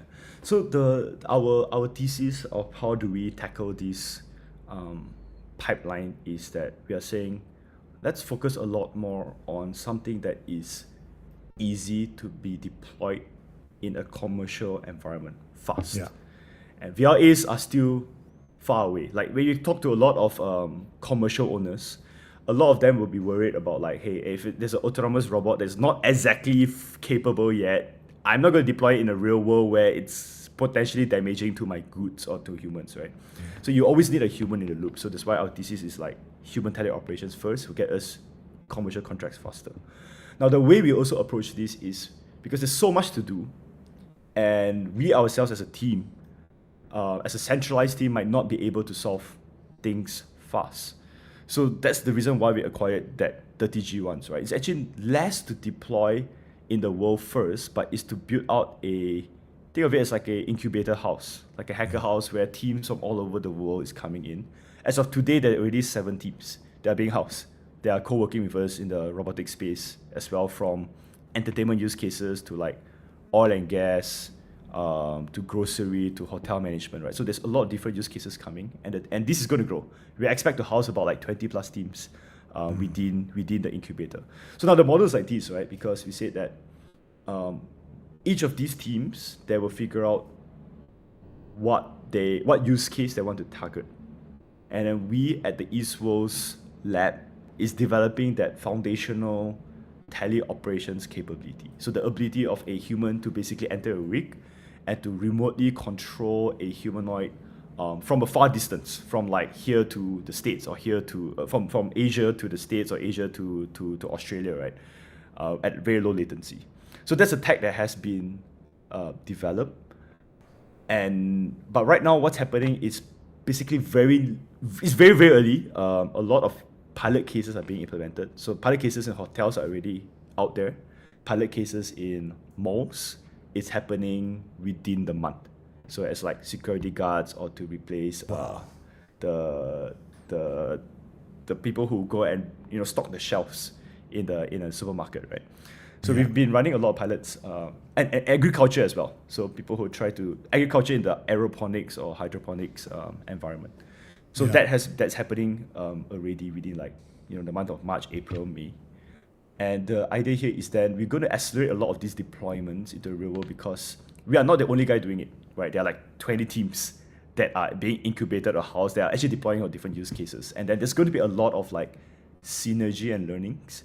It's like basically building this in a more decentralized way, right? Versus like the giants like Figure or Pi. But we're doing this in a more like, in a more crypto native way where we say like, let's build this as a decentralized collaboration and achieve stuff together. Yeah. And so talk us through more of the decentralized nature of this. Where do the digital assets come into play? Where is the crypto element as you start to deploy more and more of these robots? Yeah. So there's actually 3 reasons for crypto to exist at this robotics intersection. And this is a very controversial topic, honestly. You can see on the crypto timelines, right? People are saying that, robotics projects are LARPs. If you see a crypto X robotics project run, that's what, we see that on the timeline. But I think a lot of times people forgot like what the value of crypto it brings. And I think I can very easily highlight 3. I think the first part that is a no-brainer that we see it across the board is the capital formation portion. The ability for you to launch a token, get attention around it, get an initial community of people around something, and you are raising capital from them, and you're also raising attention, i.e. you get a lot more pilots, use cases, people who come out and say that, because I hold your bags, I hold your token, let me help you grow. So a lot of people see, okay, so that's one part, right? That's the no-brainer part that crypto has solved. The second part that crypto is solving is very clearly on the data collection portion. Because now, today is a data problem. Right? How do we get a lot more ego-centric data to train your world action models? How do we get a lot more teleoperations data? How do we get a lot more of this data, right? And today there are sweatshops starting out in Asia. Like you see China, in Malaysia, in Vietnam, you see like people buying humanoids, people buying factory spaces, and they're just like creating a farm of like humans working out there and collecting this data. Now it's not wrong. This will happen, but the beauty about crypto economics is that you can actually deploy incentives and bake incentives and tokens into the reward mechanism that allows. Imagine this. Imagine Axie Infinity. We saw that gaming bull run in 3 years ago. But Axie Infinity was a system that was not sustainable because there was no demand for the tokens, right? Yeah. You pay out tokens. There are a lot of gamers that come and swarm. But then there was no one actually buying anything of value in the ecosystem. But data collection for robotics is very different because there are people actually buying these data sets. There are people buying egocentric data from like $3 to $10 for an hour worth of work. That is way higher than any per hour wage in Asia. People are buying teleoperations data from like $50 to $100 an hour today. Yeah. So that shows that, okay, if you deploy a crypto economic incentive, quote unquote, bonzu, right? But that actually grows so rapidly because of the incentives. But then it's actually not a bonzu because there is real demand for the data. People are actually paying for the data. So then suddenly you have that growth loop and a kind of sustainable growth loop, right? As long as the demand for the data exists, which we will for the next couple of years. So that's the second thing, the growth hacking of consumer collaboration into getting to plug this data gap. And the third one is something more interesting, but it's less today. It's more of like a tomorrow thing, which is the idea that if every robots become more and more autonomous, they become more and more economically sovereign, then how do they coordinate at scale with another robot that is not part of his same system stack? Right, and that is where the smart contracts and the blockchain comes into play, because the best way for a code to talk to a code is smart contracts. I do not need a human intermediary that is going to create a lot of latency. So we've seen that already with agents, right? We've done that with our agent commerce protocol. You see stuff popping up with X402 and a lot of bunch around agentic commerce today. And people are starting to realize that the blockchain smart contracts are the answer to make commerce happen faster and easier between agents.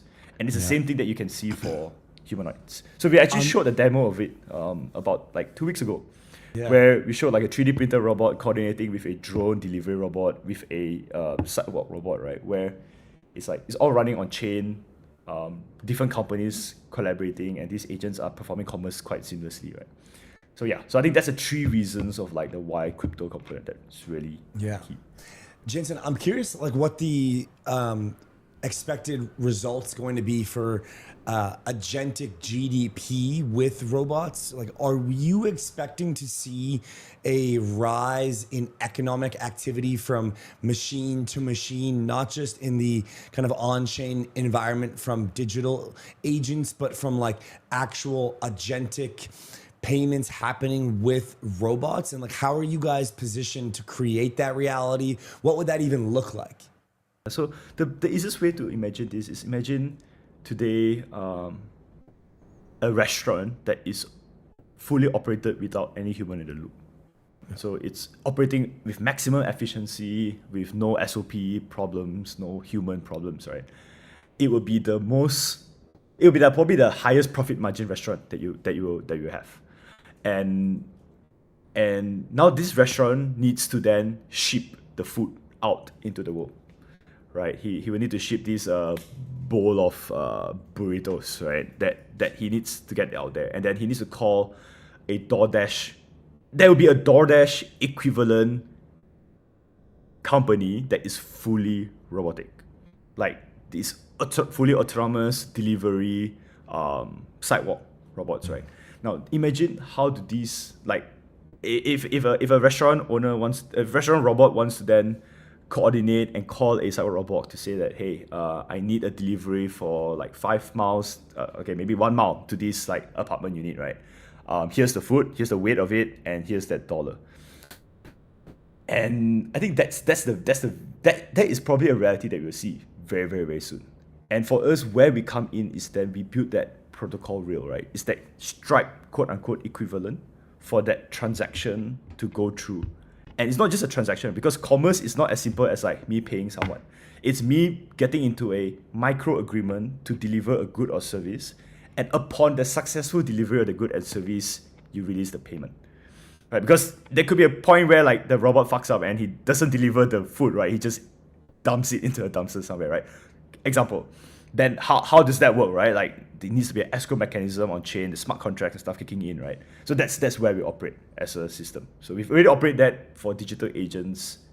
We see that happening, but it's going to be probably a year or 2 from now. Like when we see the autonomous robots coming, actually probably not a year, 2 years from now, right? So that's where the GDP for robots will likely kick in.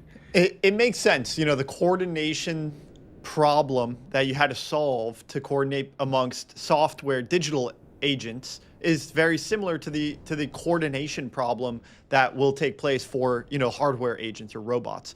My question is, what's missing to ultimately achieve this end state where we, you know, have this this ubiquitous coordination mechanism? All of these agents, all of these robots are sort of coordinating with each other. They're using on-chain mechanisms to ultimately sync up their state. How do we arrive there? Is it a hardware problem? Is it a software problem? What's currently missing from the stack? I think what's missing is the ability for a robot to perform autonomously without humans in the loop. So that's what everyone's trying to solve for. That's the $1 billion problem. Or that's a $1 trillion problem, right? Your figures and everyone is like, we know it's going to get there. The coordination part is actually honestly not the heaviest difficulty part. The hardest difficulty part is, can I get an autonomous restaurant today? And the answer is like, probably not yet, right? That's like a year and a half down the road. Can I get an autonomous? There's just too many edge cases. There's too many exceptions to what the processes are. Correct. Because I think robots are not generalized yet. People are working towards it. And there are a lot of different concepts. So I don't think we had our GPT moment yet with physical AI. But that's why I think to get to the GPT moment is a data problem today, which crypto incentives can potentially solve. And we're seeing companies popping up to try to solve that, right? And if you can flirt the world with like a ton of robotics data, then we'll probably get there faster. Jansen, one of the core themes of this specific weekly segment is privacy. And we actually just talked about how Apple's rolling out these new glasses that are going to be for collecting sounds and sights to the cloud to train more models. Siri. Basically, I think Siri is getting upgraded. When it comes to privacy for training robots based off the human spatial computing data that you guys are gathering, like where does privacy come into the equation here for robotics? How are you thinking about data privacy in this era of transitioning from digital AI to physical AI with the kind of rise of robotics? Okay, very interesting point. Honestly, very interesting point. But honest to God, like folks like ourselves as well, we've been very focused on getting it functional versus trying to safeguard privacy. Because privacy is honestly like it's like a P2, P3 kind of like a. I mean, the goal is like get it to function first, right? And then maybe we figure out like what else we need to do to safeguard it or to help protect privacy in some of these data collection. But I think the reality is most of these data, I mean, in the end, they don't really intrude much so far, right, into like a human's personal life. It might capture you shopping in your grocery market, but that's fine, right? I'm not capturing you sleeping in your room. But so far, I think we haven't crossed like boundaries where we see humans having an allergic reaction to these data sets being collected. And a lot of the action spaces that's being collected are very, I would say, functional in the sense, right? Like it's me trying to put something in the washing machine, or it's me trying to stock up a shelf. I don't think we've moved to a point where we are asking the robots to train how to interact with humans yet. It's not saying like, a geriatric robot who can say that I can take care of an old person. There'll be a day where the data collection of that will come, right? But I think today we're not there yet. We're trying to figure out how do I stock up shelves in fast, right? And can actually one-to-one replace a human. So I don't think we've crossed that line yet. And honestly, I think people do not have the capacity to think of that as much yet versus trying to solve the functional portion first. Yeah. And is there a specific model type or a specific provider that is steps ahead in the robotics race in the big tech AI world? Like, is there a specific leader, or who are the leaders of this robotics category at large when you think about the global acceleration of robotics at large? Who's leading the race on the software and the hardware side? Yeah, so I think hardware is quite obvious. It's going to be the Chinese folks. Okay. The stuff like UD3, AGI bots, they have already been shipping like thousands, in fact 10,000s of units, right, globally. And it becomes a self-reinforcing cycle because the reality about training robots is that the end embodiment, which is basically like a UD3 robot, a G1 for example, have joints at different angles. Right, it has like like a human arm, you have like just one bone here, but have like a joint in the middle, for example. How do all of these turn to achieve a certain action? It's going to be very different from how a figure robot or Optimus robot is going to turn to perform the action.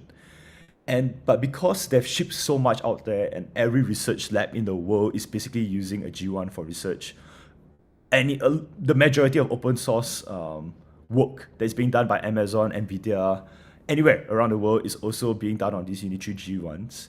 It's very obvious that the advancements on UD3 robots are going to be much ahead of any other type of hardware. So I think that's the hardware bet, right? It will be coming somewhere from a Chinese manufacturer who's mass producing stuff at a very, very, very cheap cost. And I think no one else across the world can actually match China in terms of that level of like production capacity.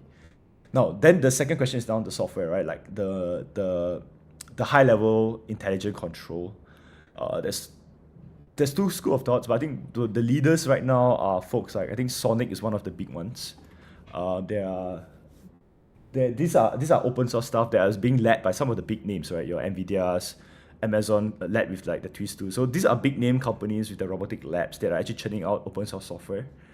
And I think so far open source softwares have been quite frontier from a replication standpoint, and being able to prove that it is actually doable in the real world, not in a demo video.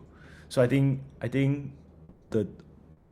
but there's no leader right now because one month ago, Sonic for teleoperations was like the best, but 3 months ago it was like the Amazon tweets, right? So it's still very fluid. It's hard to Yeah. name Yeah. like who's going to be leader, but yeah. Jansen, last question from my side. You know, as you brought up open source, I'm curious. Do you think the open source models will continue to lead? And you know, maybe a second layer to this is, do you think the Chinese will continue to lead the open source movement?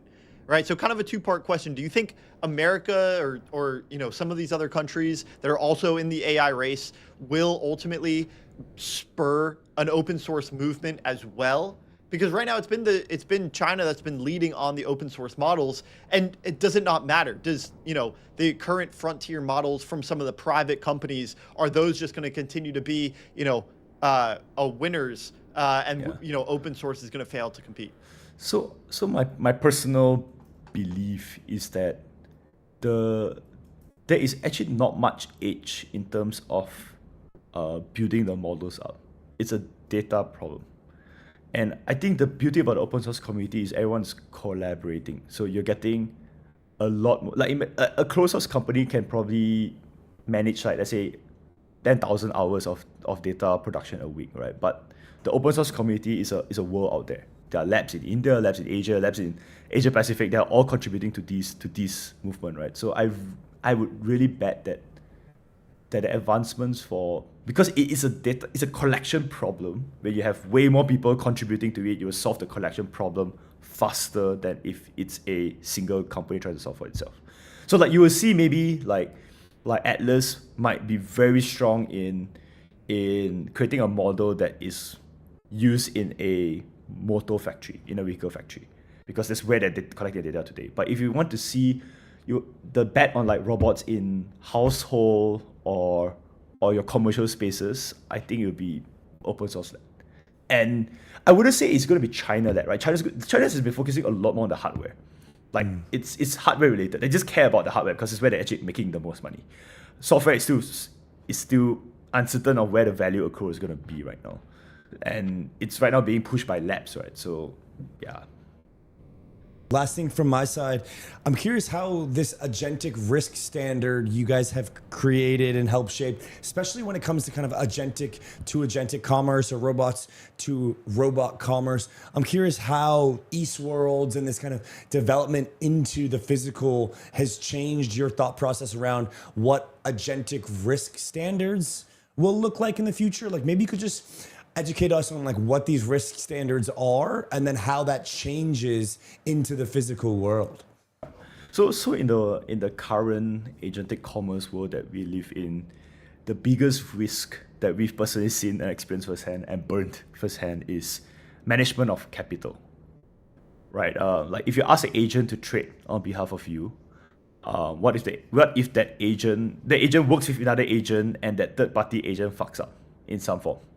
Right, and we've seen it, right? We've literally seen an agent that was doing yield management, right? That was literally balancing pools across your morpho wards or whatever wards, right? And they're adding like 3% extra yield because they're actively balancing positions, and other people's personal agents have been using this yield management agent, and I think end of last year there was one hack that happened. $500,000 was like lost because of the third-party yield management agent that screwed up.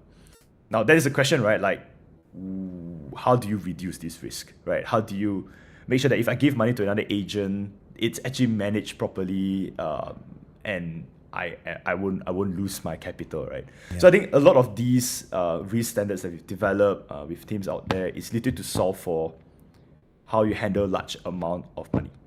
So that's it, right? How large amount of money for specific trading and yield management.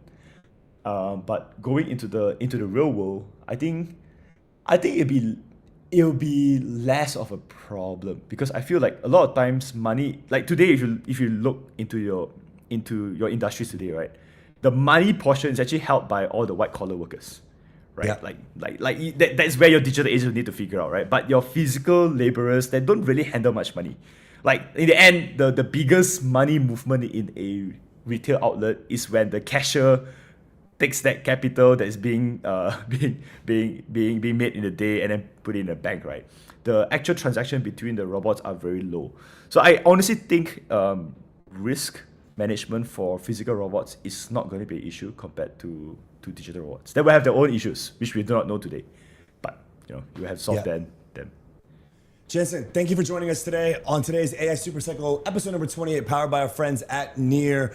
Man, let's give Jansen some love. He is an OG in the agentic space. Thank you for joining us, and we will see you on the next time that you come on. I hope to come out to Asia and see the warehouse, see the robots at some point as well. Thanks for joining us. All right, cheers. Thanks, guys. Cheers. Thanks, buddy. All right, guys, we'll take a super quick break, and then we're going to get Cory from Swan Bitcoin up on the show. Rob, that was our episode of AI Super Cycle. And yeah, man, we're fine. I don't even think that we need a break. Let's just keep it rolling. What's going on, Rob? You alive? What's going on, Rob? Let's get active, buddy. We got... Oh, buddy. Slap the cricket sound. Yeah, crickets hilarious. indeed. I'm over here yapping with the mic off. We got Cory coming up. And we're live, which is very exciting. Had a good catch up with the production team behind the scenes this morning. I think we're going to get a ton of new fun features as well. And I don't know about you, I'm excited to get some data up here. There's tons of RWA things. I want the full suite of data at our fingertips up on the screen at all times to bring these guys everything that they need to stay on track. All right, let's get Cory up and get started with him. He has some bold takes, I think, on prediction markets and more. Also, just generally kind of how he's thinking about the Bitcoin space as well. And OG with Swan Bitcoin. Lots to talk about today, so let's get him up and keep the show rolling. Cory, welcome to the show, man. I love your backdrop. Thanks, man. I appreciate it. Yeah, man. How's it going, Cory? Welcome to the show. Well. Hi, Robbie. Good to be here. Absolutely. OG Bitcoin. Why don't we start off? I mean, I saw a take yesterday.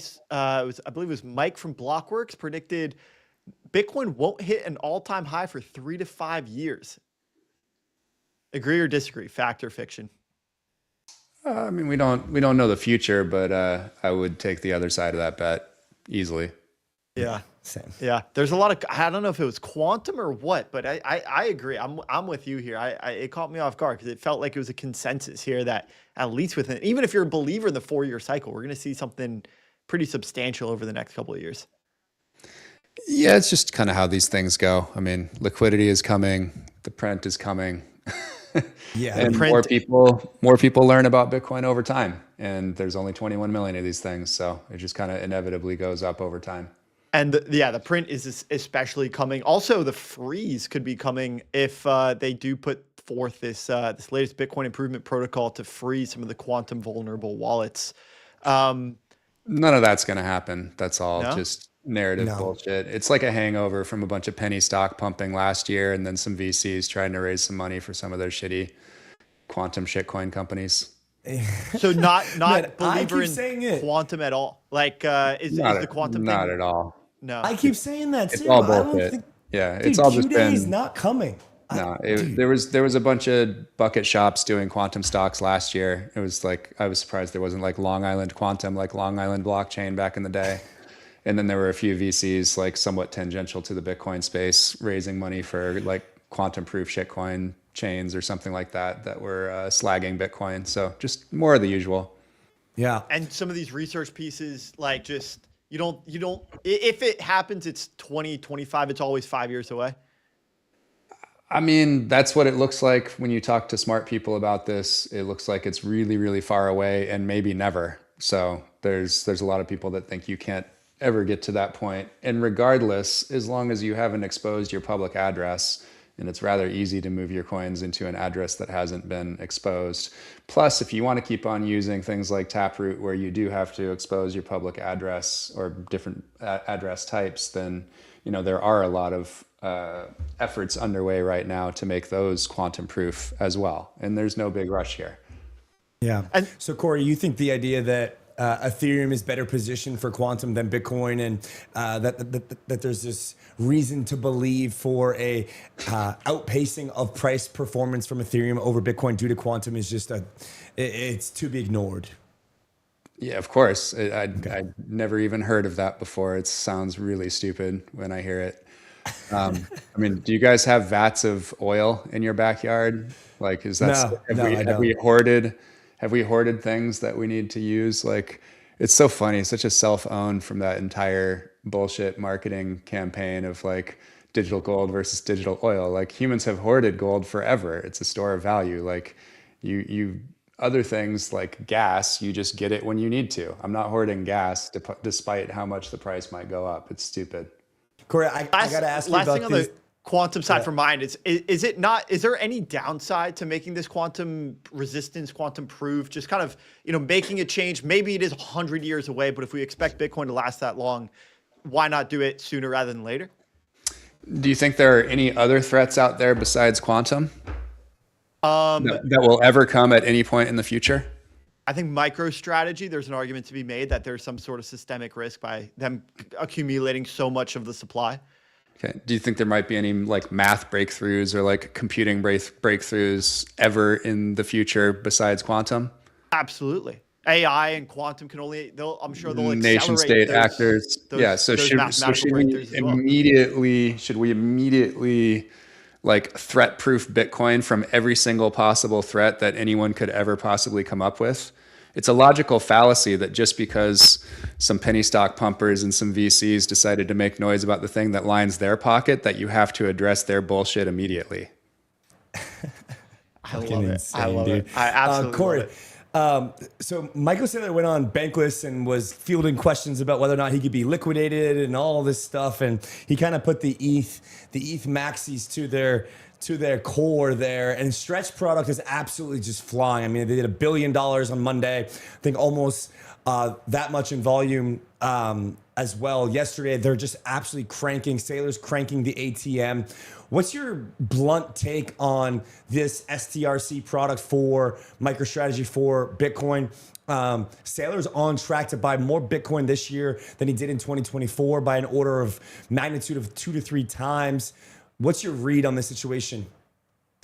I'd question that math. I'm not sure how you say like on track. Is that basically pacing from the beginning of the year through now? Yes. Okay. He bought 320,000 Bitcoin in 2024, and is currently on pace for probably between 400 to 600,000. Damn, that's a lot of Bitcoin.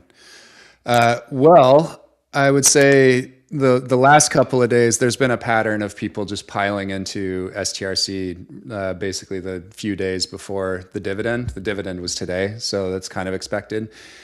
Theoretically and mathematically, like that's dumb because the dividend gets paid out and like there's no difference. It's the same thing as basically like buying a stock because it's about to split. There's no difference in the underlying economics whatsoever. That said, like a theme is a theme, and if the price holds up and maybe it works until it doesn't, and regardless, it's nice for people to get a little dividend payout and experience what that feels like. So it's not that surprising, but you won't see, it was 1.4 yesterday. You won't see that today. You won't see that tomorrow. Like those numbers will dwindle until the next time. But I think what strategy has done is created the first leveraged Bitcoin equity. And I think through trial and error, they hit on the perfect instrument, which is an instrument with no duration. So that's the perpetual part of saying a perpetual preferred. And the goal of an LBE, a leveraged Bitcoin equity, is to provide leveraged Bitcoin exposure in a ticker in a brokerage account. Like that's really what it's for, is to be like a 1.2x Bitcoin return or a 1.3x Bitcoin return or something like that. And the pairing of those two things, the perpetual preferred with just a big stack of Bitcoin, is really all you need. They don't need the other prefs. They could get rid of them now if they wanted to, or just retire them or whatever, but they'll just end up being dwarfed by STRC because that's the purest expression of what they're trying to do. And that's why you saw the only other company that's gotten into the game is Strive. And that's the only one they launched because you only need one. You only need that exact design and that exact instrument. And there's nothing new about this. This is, we've been adding leverage in this way and tranching returns in this way, for centuries as humans, and especially since the 80s. And even in Bitcoin, there have been these instruments that have, basically provided a fixed income return and essentially like having an equity tranche that's levered Bitcoin exposure that's more volatile but has like a higher expected return. I saw those funds being punted in Japan and Korea back in 2018, and there's a bunch of people that offer them today. So it's not really that surprising, but it's crazy the volumes that it's doing. I think you're pretty safe here still at, you know, what, 6 billion, 7 billion, something like that. Like it still feels, you know, small. I think, you know, there is a level, and I haven't run the calcs myself, but there's a level at which you start to get worried about the size of stretch in relation to the Bitcoin pile. And then you're going to have to see, you know, basically a lot more hitting of the MSTR ATM and or Bitcoin price rising before you can add more stretch capacity. And, you know, thumb in the air, like maybe that's 20 billion, maybe that's 30 billion. I don't know exactly where that is, but this doesn't last forever. It needs to, you need the Bitcoin pile to grow in value either through fundraising or through Bitcoin price to be able to handle a lot more capacity and stretch at some point. Yeah. I mean, I think people are in the most pessimistic way comparing it to Luna, Terra Luna, and in the most optimistic way saying that this is what's going to take Bitcoin to all-time highs. Who do you guys talk to? I'm like Quantum and Luna. Like it's has nothing to do with Luna. I don't know what that is. You never heard of Terra Luna? I mean, the UST Ponzi. I'm the guy that actually probably was most responsible for bringing him down. I called Luna and UST going to zero in March, 2 months before it went down, and battled him and all the wannabe Bitcoin influencers that were glazing that dude and putting him on their podcasts and told him they were. Yes, they were. It was really stupid. They really were. But it was the shitcoin friendly, like crypto pumping Bitcoiners like Pomp and Archie that were doing that. It wasn't the Bitcoin podcasts. Yeah. It was kind of the Bitcoin. No, they would never do that. Not the trusted Bitcoin podcast.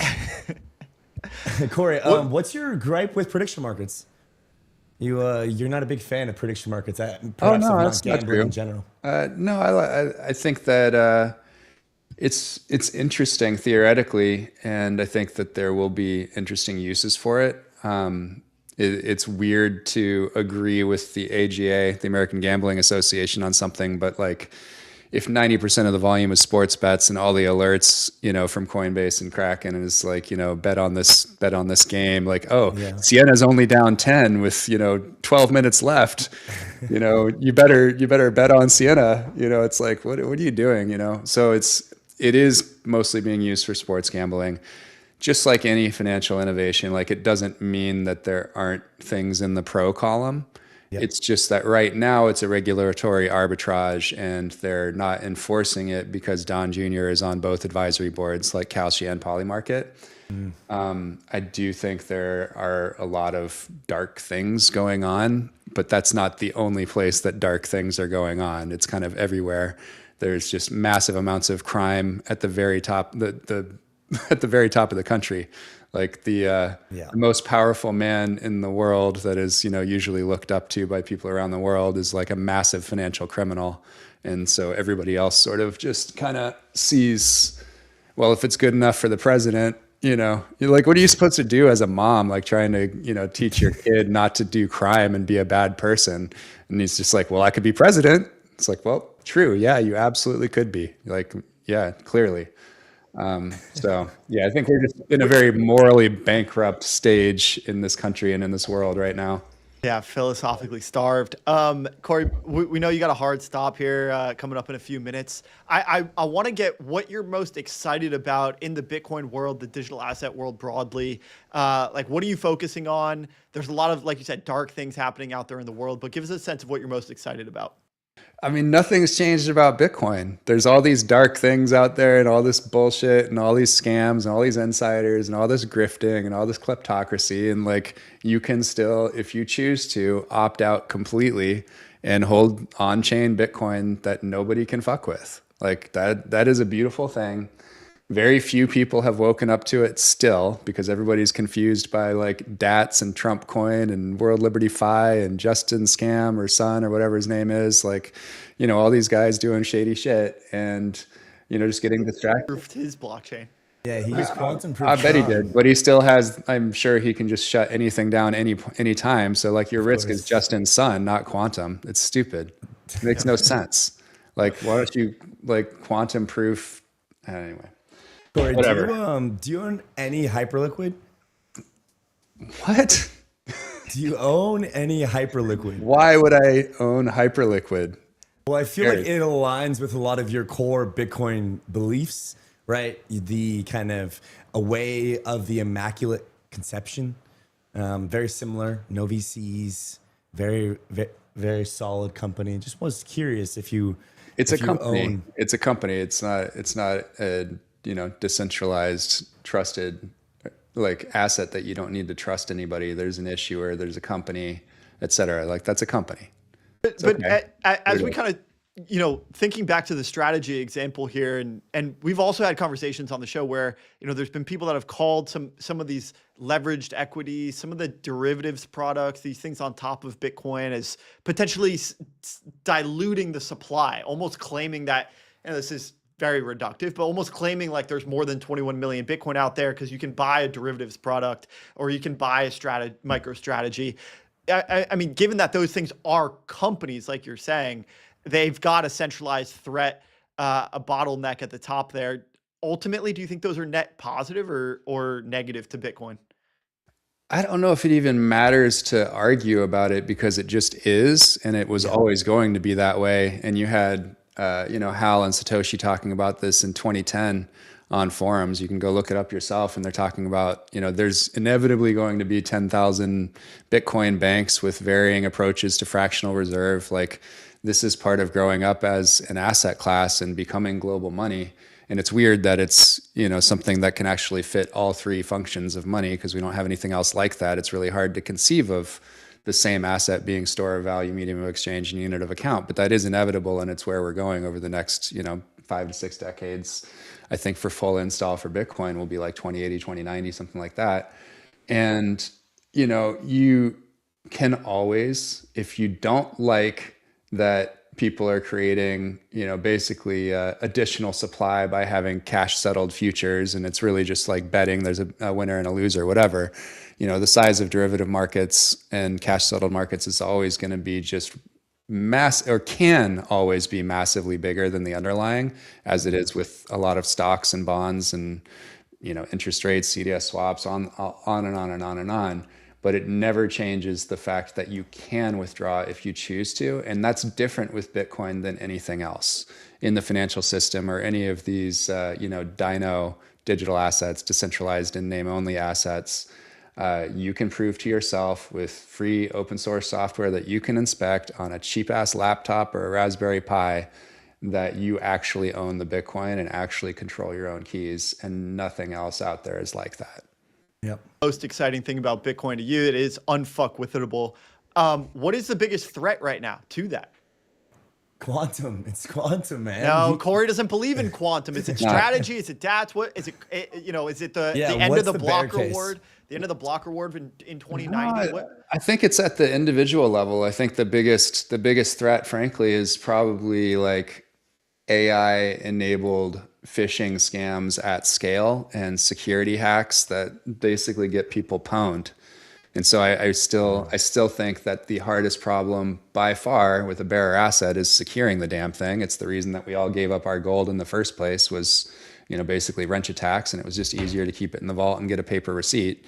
And so I think the hardest problem in Bitcoin remains custody of a bearer asset. And that's where innovation continues to be. And that's where we focus a lot of our time. And it's kind of what we aim to solve for our customers, all the way from, full self-sovereignty and supporting people in that, all the way through to like delegated custody and making sure that you're choosing the right partners there and have, we have what we understand to be the lowest fraud loss rates in the entire crypto industry of any service, exchange, whatever. And, so just focusing like crazy people on all the threat vectors out there and alleviating some of that pressure of everyone having to be a security expert, I think is, a big part of our mission. Cory, are you going to take Swan public ever? Is that on your mind? Is an IPO in the next 10 years on the table? So I've openly talked about it being a goal of ours to be public, mostly just to be able to share that transparency, talk to the street, be regulated, audited. I think it's a great boost for a brand, especially separating yourself from kind of all the crypto morass, and there's plenty of scammers in and around Bitcoin as well. So, we welcome the transparency and, look forward to being a public company at some point. And yeah, it's absolutely part of the plan. Can we invest? Slide into my DMs, bro. All right, sounds good. Cory, thanks for joining us, man. You've got quite the sense of humor. We'll let you go. I appreciate you being here, man. Nice to hang with you guys. Let's do it again. Thanks. Yeah, let's do it. Thanks, Cory. Okay. See you at all-time highs, man. Cheers. Yeah, a couple months from now.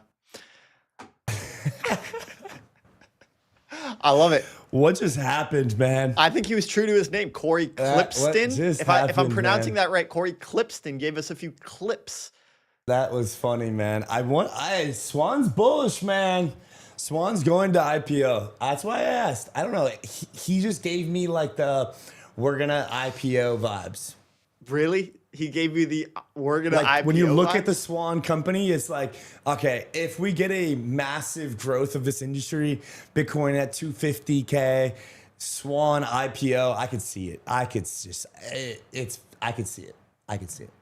Yeah. Look, we heard from I believe it was Grayscale that said, right now we need institutional custody, meaning that obviously we have the likes of Anchorage and we have some of these guys out there that are, currently able to provide prime brokerage services. Coinbase and BitGo are in this world. But these institutions are looking for truly on-premise custody.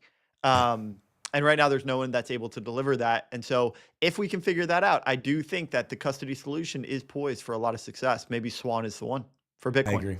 I agree. Yeah, it was fun. That guy had some funny things to say. I'll tell you that much. We've got the Brix money folks joining us. A basis trade yield generating Turkish lira project going to join the show, and yeah, we're gonna definitely talk about this yield opportunity that they're presenting. It looks like quite the high yield. Do you have a number behind that? A little bit worried about. I think I saw 45%. 45%. Just because of the insane money market rate in Turkey, because the currency devalues so rapidly. They have an insanely high interest rate. Okay. I actually met these guys in Copenhagen in July last year. At like the Mega ETH, Mega Mafia cohort. Akram was there. Yeah, it was cool. It was like a bunch of these like really early stage companies. Did these guys pique your interest? Almost secure the angel check? I almost did, yes. I just never followed up. But now I'm just thinking about Swan Bitcoin IPO and what that looks like. I think we might have to get Cory back up here. Swan Bitcoin IPO is coming soon. Yeah. Sooner than you think. I think there's plenty of IPO. Look, it feels like the season of IPOs once again. Does it? If we want just because Kraken?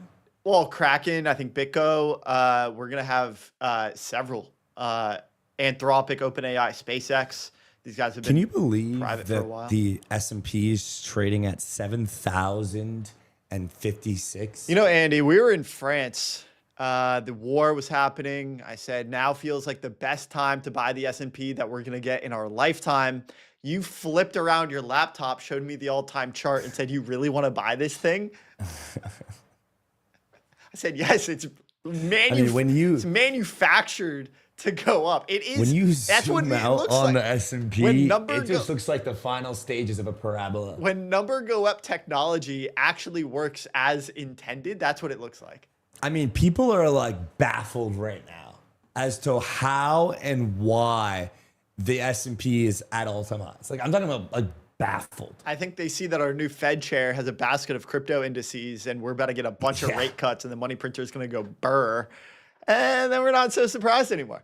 Dude, they're baffled. All right, guys, we've got the Brix team. We're going to get them up, and we're going to talk about their fundraise. We're going to give them some love. Guys, welcome to the show. Congrats on the fundraise. Let's give them some love, man. $5 million raised, Brix money. Let's go. Incredible. Yeah. Welcome to the show, Thank guys. you, guys. Appreciate it. Welcome. Thank you for having us, guys. Well, congrats on the raise. $5.5 million from Forward Ventures, Circle Ventures, Consensus, Paribu, a couple of others, launching this Turkish lira product in the next week, I guess. Yep. How does it feel, guys, to bring this out into the public and to kind of come out of stealth? Yeah, it feels, it's exciting, man, to be honest. Like, it's been a year almost. We've been working on the ground, not only in Turkey, but like around 7 to 8 different emerging markets. And yeah, it's crazy. Like after a decade of being in DeFi, like finally seeing, like real world assets being able to touch on chain. Yeah, it's exciting to be, kind of leading that. Incredible. Definitely. Tell us a little bit about the product. We were talking before the show. There's, the Turkish basis trade. There's some funky things going on with the Turkish currency. So maybe, we'll start. Tell us a little bit about the Turkish lira. What happens? Why is it a prime currency asset for the basis trade?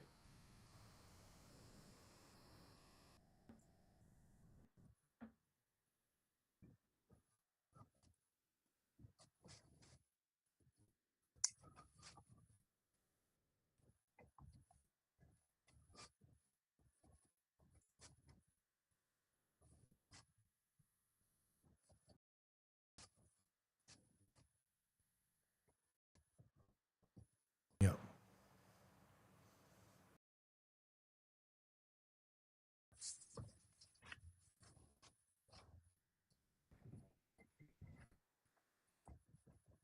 Yeah. And so how should we think about how this is going to work in practice? You mentioned, they're controlling the supply, as they say, on the Turkish lira. How have you been able to tokenize this? Once it does come on chain, what does the trade look like? Yeah, I will leave the trade side of the things to Turgut, but also his background, we can do some introduction later. But on the side of how we tokenize, this is we are following the footsteps of the playbooks that have been established. In general, we cannot go in too much detail on the legal setups, etc. But what's happening in general is that we have an access to Turkish money market funds that are being managed by the largest banks, asset managers in Turkey. And we are basically creating a fund of fund, like a basket of those, and enabling one-to-one representation on chain. And so in that one-to-one representation, Alp, what are the tokens there? It's like a tokenized version of the lira and then the actual lira off chain? No, it's one-to-one to money market funds that are locally available and otherwise not accessible to foreign investors currently. And those are yielding 40 to 45% on an annual basis? And so basically, from what I understood previously, the yield opportunity is going to come from capturing that money market yield without having the exposure to the lira that is being inflated. Is that kind of the maybe you could just explain exactly how this kind of concept works? Yeah.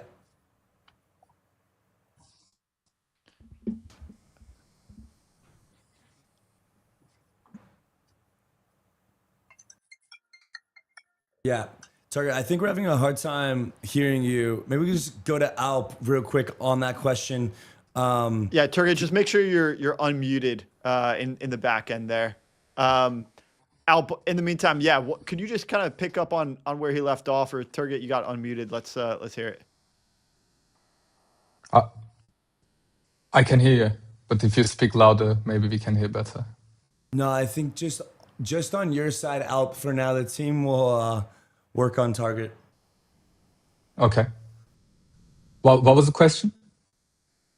Just kind of unpacking here a bit about how how you guys are actually getting that yield into your users' hands and being able to pull that without getting exposure to the lira itself. You are getting exposure to lira.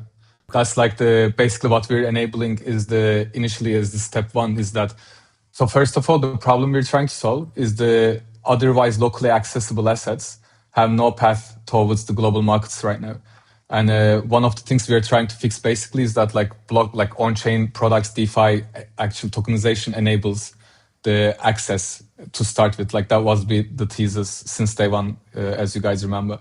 And what we're trying to do is how can we basically enable these locally yielding assets, such as the local money market funds, otherwise that are inaccessible, to carry that return that they generate and represent it and bring that to on-chain. And we set up a legal structure where everything like this asset I try is basically backed by this basket of money market funds that are managed and custodied by the largest banks in Turkey.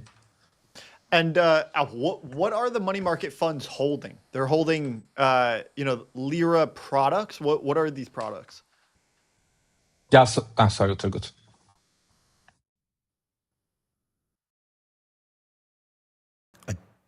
Don't think we're getting you still. Sorry about that, man. We're getting it sorted in the back.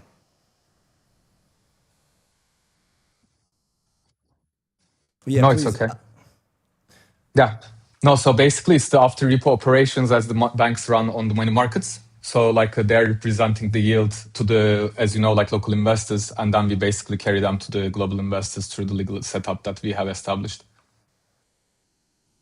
Got it. Okay.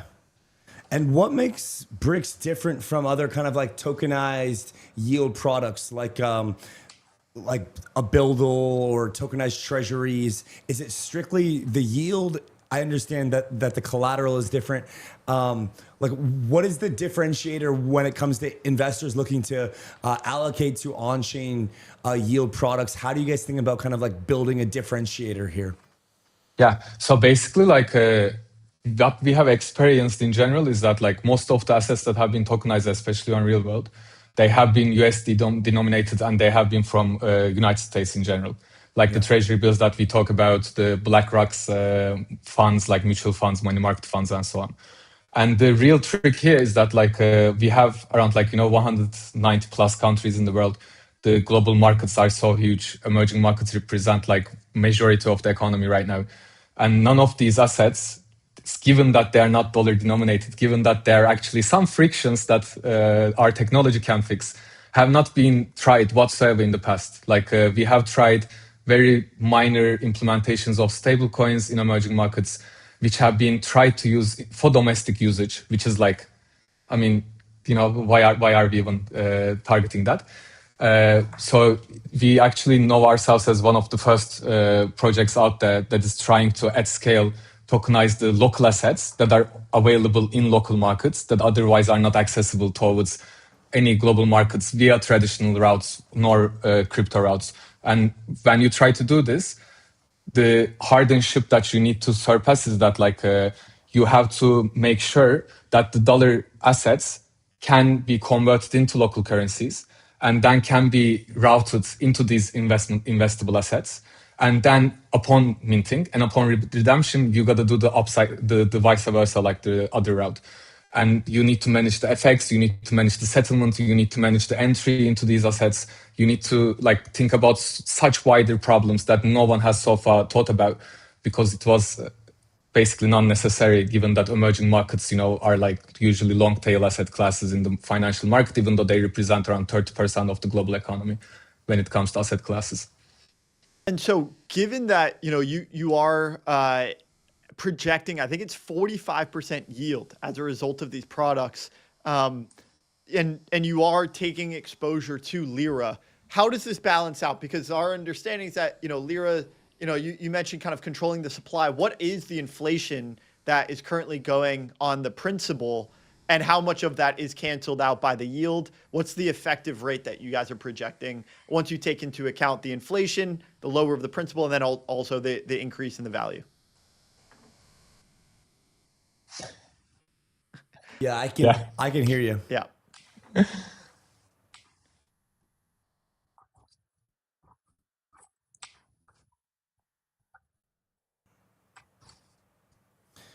All right. Turgid, we're gonna have to just pass this one over to Alp. Please, Alp. I brought my. You can step in here. Yeah, of course. We brought our quants specifically for this reason at this point, but yeah. So like currently the inflation rate, as far as I'm concerned, 31%, and the yearly projection is around 45%. I don't want to give numbers that are that will be out of my scope, but that's so far like the numbers. So our projection in the last year in 2025, the net USD return of the trade was around 25%. And as you guys also know, like carry trade is a seasonal trade. Usually it exists in many different currencies. So what we're trying to do, starting with the Turkish lira, because I mean, we have the opportunity right now. Turkish lira is a great trade right now, the Turkish carry. So we wanted to take the advantage of this specific season, introduce our product, given that we also have investments from like large asset managers and institutions in Turkey, the largest ones, and bring this specific asset first on chain, and then potentially introduce the stock market, and then introduce the other markets back to back within the next 9 months to 12 months. Yeah, go ahead, Andy. I was gonna say, Alp, why Mega ETH? Why did this make sense to kind of launch here? What was compelling from a use case and an enablement perspective to create this kind of idea to launch here? Yeah, of course. To start with, like just to give a shout out, like Namık, Xiao, Amir, like all of them are like very close friends of ours, and in general, I've always looked up to all of them in my journey on chain. When I remember the first time they told me, like, the Mega ETH was coming to life and the whole idea around it. So beyond anything, it's just like literally, I trust them more than I trust a lot of I think there is like a lot of voice coming back on the background, by the way, guys, for some reason. But yeah, like beyond the tech level, the people that are running the company is just incredible people that I have utmost like full trust on. Then second, like Mega ETH is working on the real-time settlement. As you guys know, like what we're gonna need to do is, in general, if this market and when this market grows, you're gonna need to have so much TPS. You're gonna have to like be able to route so many trades, especially if we're talking about bringing emerging market FX, emerging market stocks, funds on chain. Like we need actually like very capable chain. And since day one, we've been working together, like, in a lot of features that we need to introduce for Brix, our platform. So it's a perfect match from the emotional level to technical level. Yeah. And Alp, this is going live April 20th on World Markets. Is that right? Like legally, we can't say certain things, but yes. We will soon. Yeah. Soon. Alp, last thing I got for you is, it seems like you guys have, funding now. You're going to continue to scale this. What's next? What's the next currency? Yeah. What are you going to use the $5.5 million for? So the first thing we want to prove is that, again, we have this concept of non-USD currencies, non-USD assets that don't worth nothing, and we want to challenge that with all of our soul and mind as much as we can. I think we want to position ourselves as the go-to platform for emerging market assets wherever in the world you are, whether you're a TradFi or a crypto user. We want to make sure that every market that we otherwise say inaccessible, like from Argentinian stocks to assets to Brazilian to Egyptian pound, for example, like everything that people says is very hard in TradFi even to access it. We're going to bring them on chain. We're going to build markets for it. And then we're going to show the TradFi how the utilization on DeFi actually works better than the TradFi technologies that exist today. So within the next 1 year, that's our goal, like multiple markets, multiple assets. Awesome. There we go. Let's get Turgid back up. I think we got his audio fired up. I think he's gonna have to send us off here. Turgid, I think we got you up here, man. Sorry about that. I don't know. I think we're out of questions, but congratulations. Thank you for joining us. What are you most excited about with this product launch? What are you most focused on from the kind of mathematical programming kind of implementation side here? Where's your head at? What big problems are you trying to solve next?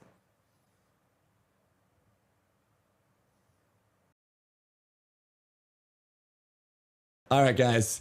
Turgid, I'm sorry, man. I just shot you under the rug, man. Let's get him out of here. Let's give him some love. Let's give the Brix guys some love. Congratulations on the $5.5 million launch.